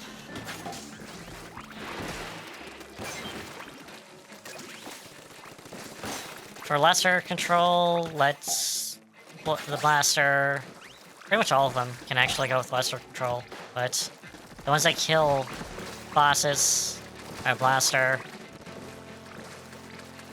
splatling, and we're just gonna go with that. You also have bombs. You got splat bombs.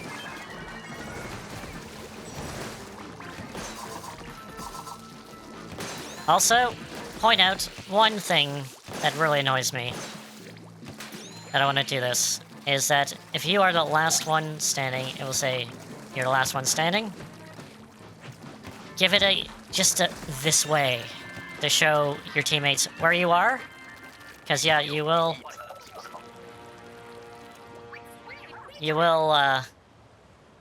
see everyone else calling for help. But, on top of that, they don't know where you are. And if you show where you are by saying this way, it will definitely help in the long run. Because they can move towards you, and you can revive them quicker. That's the thing, instead of them searching around where you are. So, point of advice. There you go. Especially if you're the last one standing. You spam that this way button.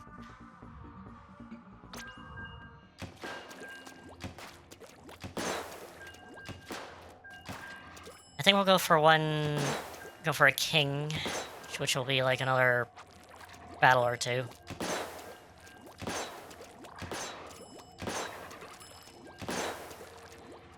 But Samurai is a beast within itself type of thing. It does get very chaotic in higher ranks. So, hazard level is up here. As you see on the right side, we got the date, the map, and the hazard level right there. So the thing is, if you get twice the amount of quota, it will double that number. So for beginning one, don't do that. Don't throw in lots of there unless, you know, you're comfortable and everyone's comfortable with that. Just stay around quota.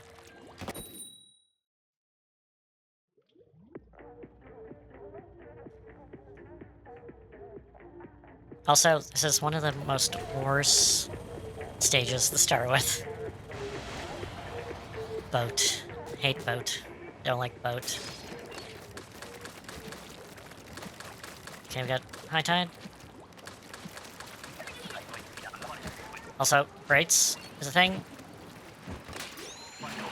Again, listen to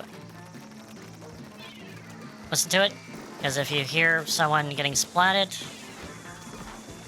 then look around, see where they are.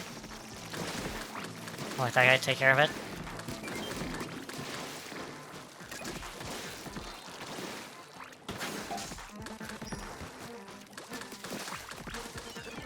So, in some points, especially I think right now, the snatchers that will collect eggs will come from the back, which might be good to let them take it, and then have them just take care of them as they're over a basket. So, there's, you know, ways, but that's more of an advanced technique. But also, you know, there's luring bosses, the ones that can be lured. What's that move? You can lure. Also, paint walls. If you have a weapon that can paint walls, paint walls. I think it's gonna get jumped on. Like this one, I can lure. Nope.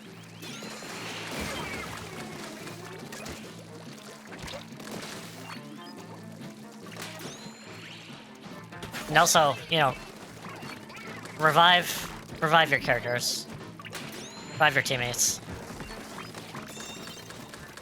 Don't be an ass. Basically. And share on the booyahs. If you see one booyah, you know, go with the booyah. Oh, I think we have... Nope. No night wave. Not yet.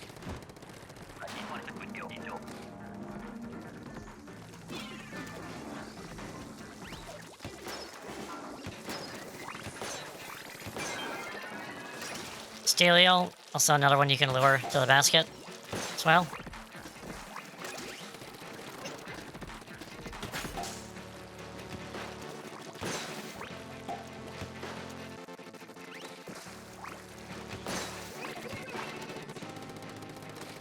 We're here. Come, right here.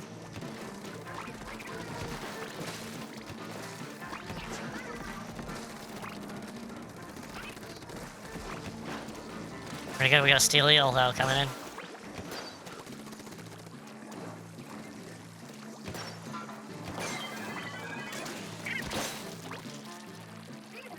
Yeah, small fries will be a pain in the ass most of the time. Hopefully, yeah, should be fine.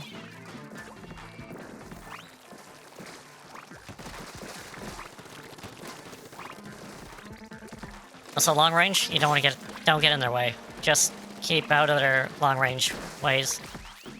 Chargers, anything with long range weapons. Just want to kind of stay out of their way.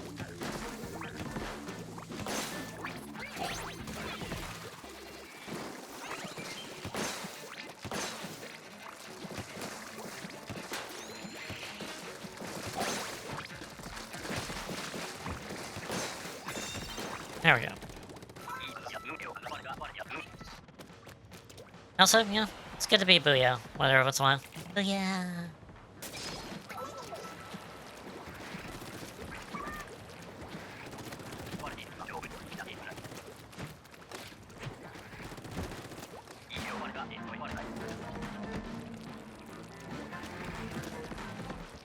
Nope. No stinger.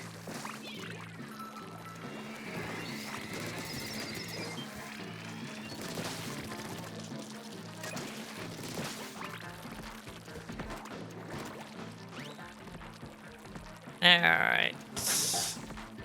Anything else? Also, definitely help out your teammates. You see your teammates just, you know, focusing on something else and you see a salmon actually crawling on them. Take them out. Take the salmon out.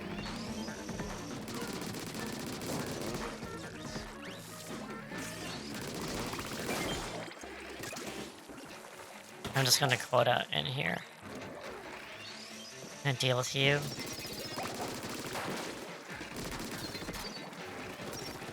Yeah, if you can't get rid of the Drizzler, at least get rid of its bomb. Because if not, it's going to be a real pain in the ass. If it does that. It's Splatling. No. Oh, damn it.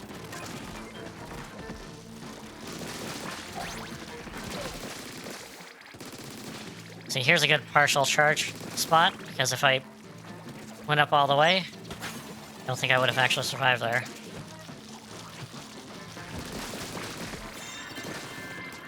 Alright. Good go.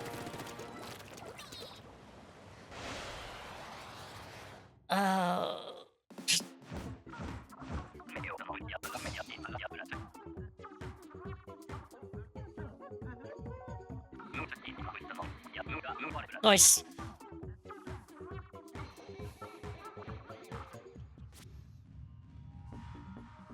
So that's pretty much... I don't know if I'm gonna do King. Do I want to do King? How much more? Also, if you're in a group, if you're in a, like, room and you just keep on failing or dying or whatever, just leave it, go to another one. It's like there's no obligation to stay in the same group.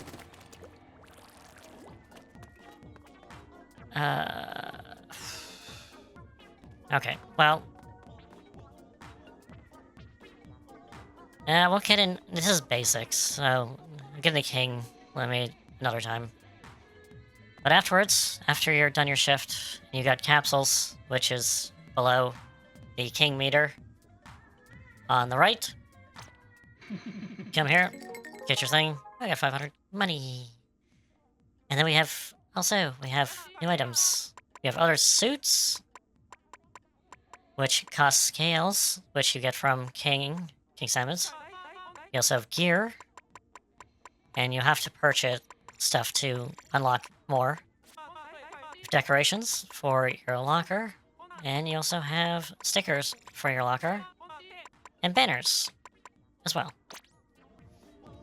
So, that's it. Actually, I should probably also show off the locker section, which is over here, which will unlock when you're level 4. Locker room. You customize your personal locker with cool stickers, fine decoration, and more. Check out my locker one. Damn it. It's there. You want to the owner, virtual fist bump, and fish. That's yours. And I go there. So you can see all sorts of different other people with their lockers. Enter your locker. Pretty basic, but it definitely has the right weapon. So it's good. I won't get into that. But you can actually look at like other people's lockers.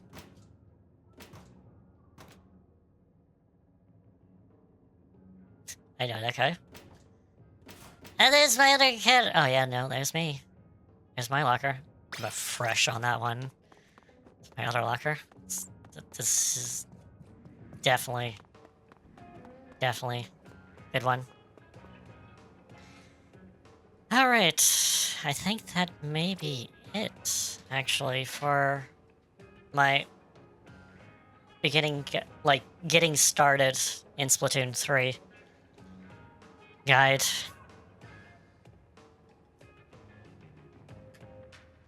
If I do any more, it's going to be more focused on certain weapons and so forth. Other than that, like maybe on Salmon Run, like just with it. But I just wanted to do the basics of the basic. And I should also self-promote as well, is that I did a blind playthrough of Splatoon 3's story mode. It's on my YouTube channel. You can find it in the YouTube link below. It's very early on. It's, I think, one of the first playthroughs I did of this on the channel. So there's that. I also did number 1 as well. And did start 2, but I kind of put it on hiatus for now. But might go back to it. Anyway, I think that's going to be it for right now, because I have to have dinner. I'm not used to streaming in the afternoon, so I do have some obligations to do and so forth.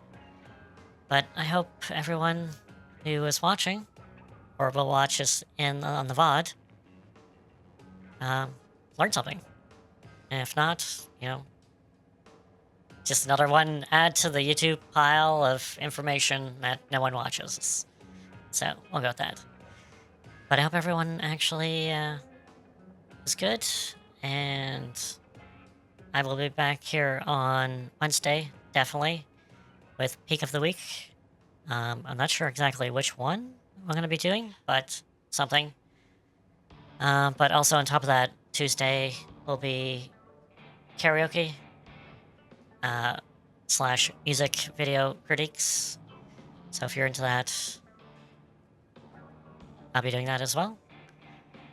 So until that, and I also want to say that I'm dressed for the season now. Instead of having summer wear on, I have fall wear.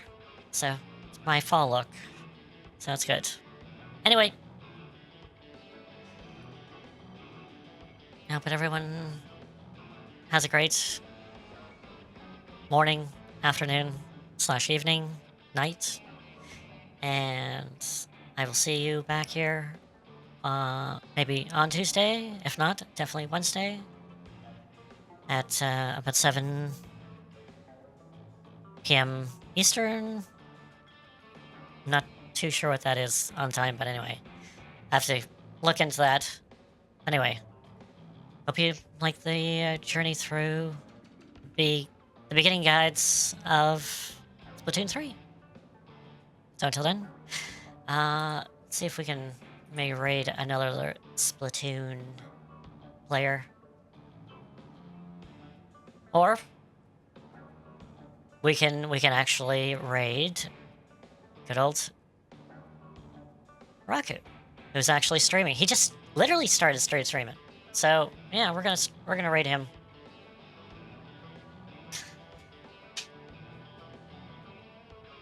Yep. Okay, so we're gonna be raiding Raku BTM. He's raided me a few times, so I might as well return the favor. And he's currently playing No Man's Sky. So I hope you can go over there, show him some love. He's a great dude. And till then, we'll see you back on Tuesday. Let's start the raid so I can actually here. And I should probably go with... Okay, so until then, take care of yourself. And... What? Oh god, what was my thing? Take care, stay safe, and I will see you in the next one. Take care, and bye-bye for now.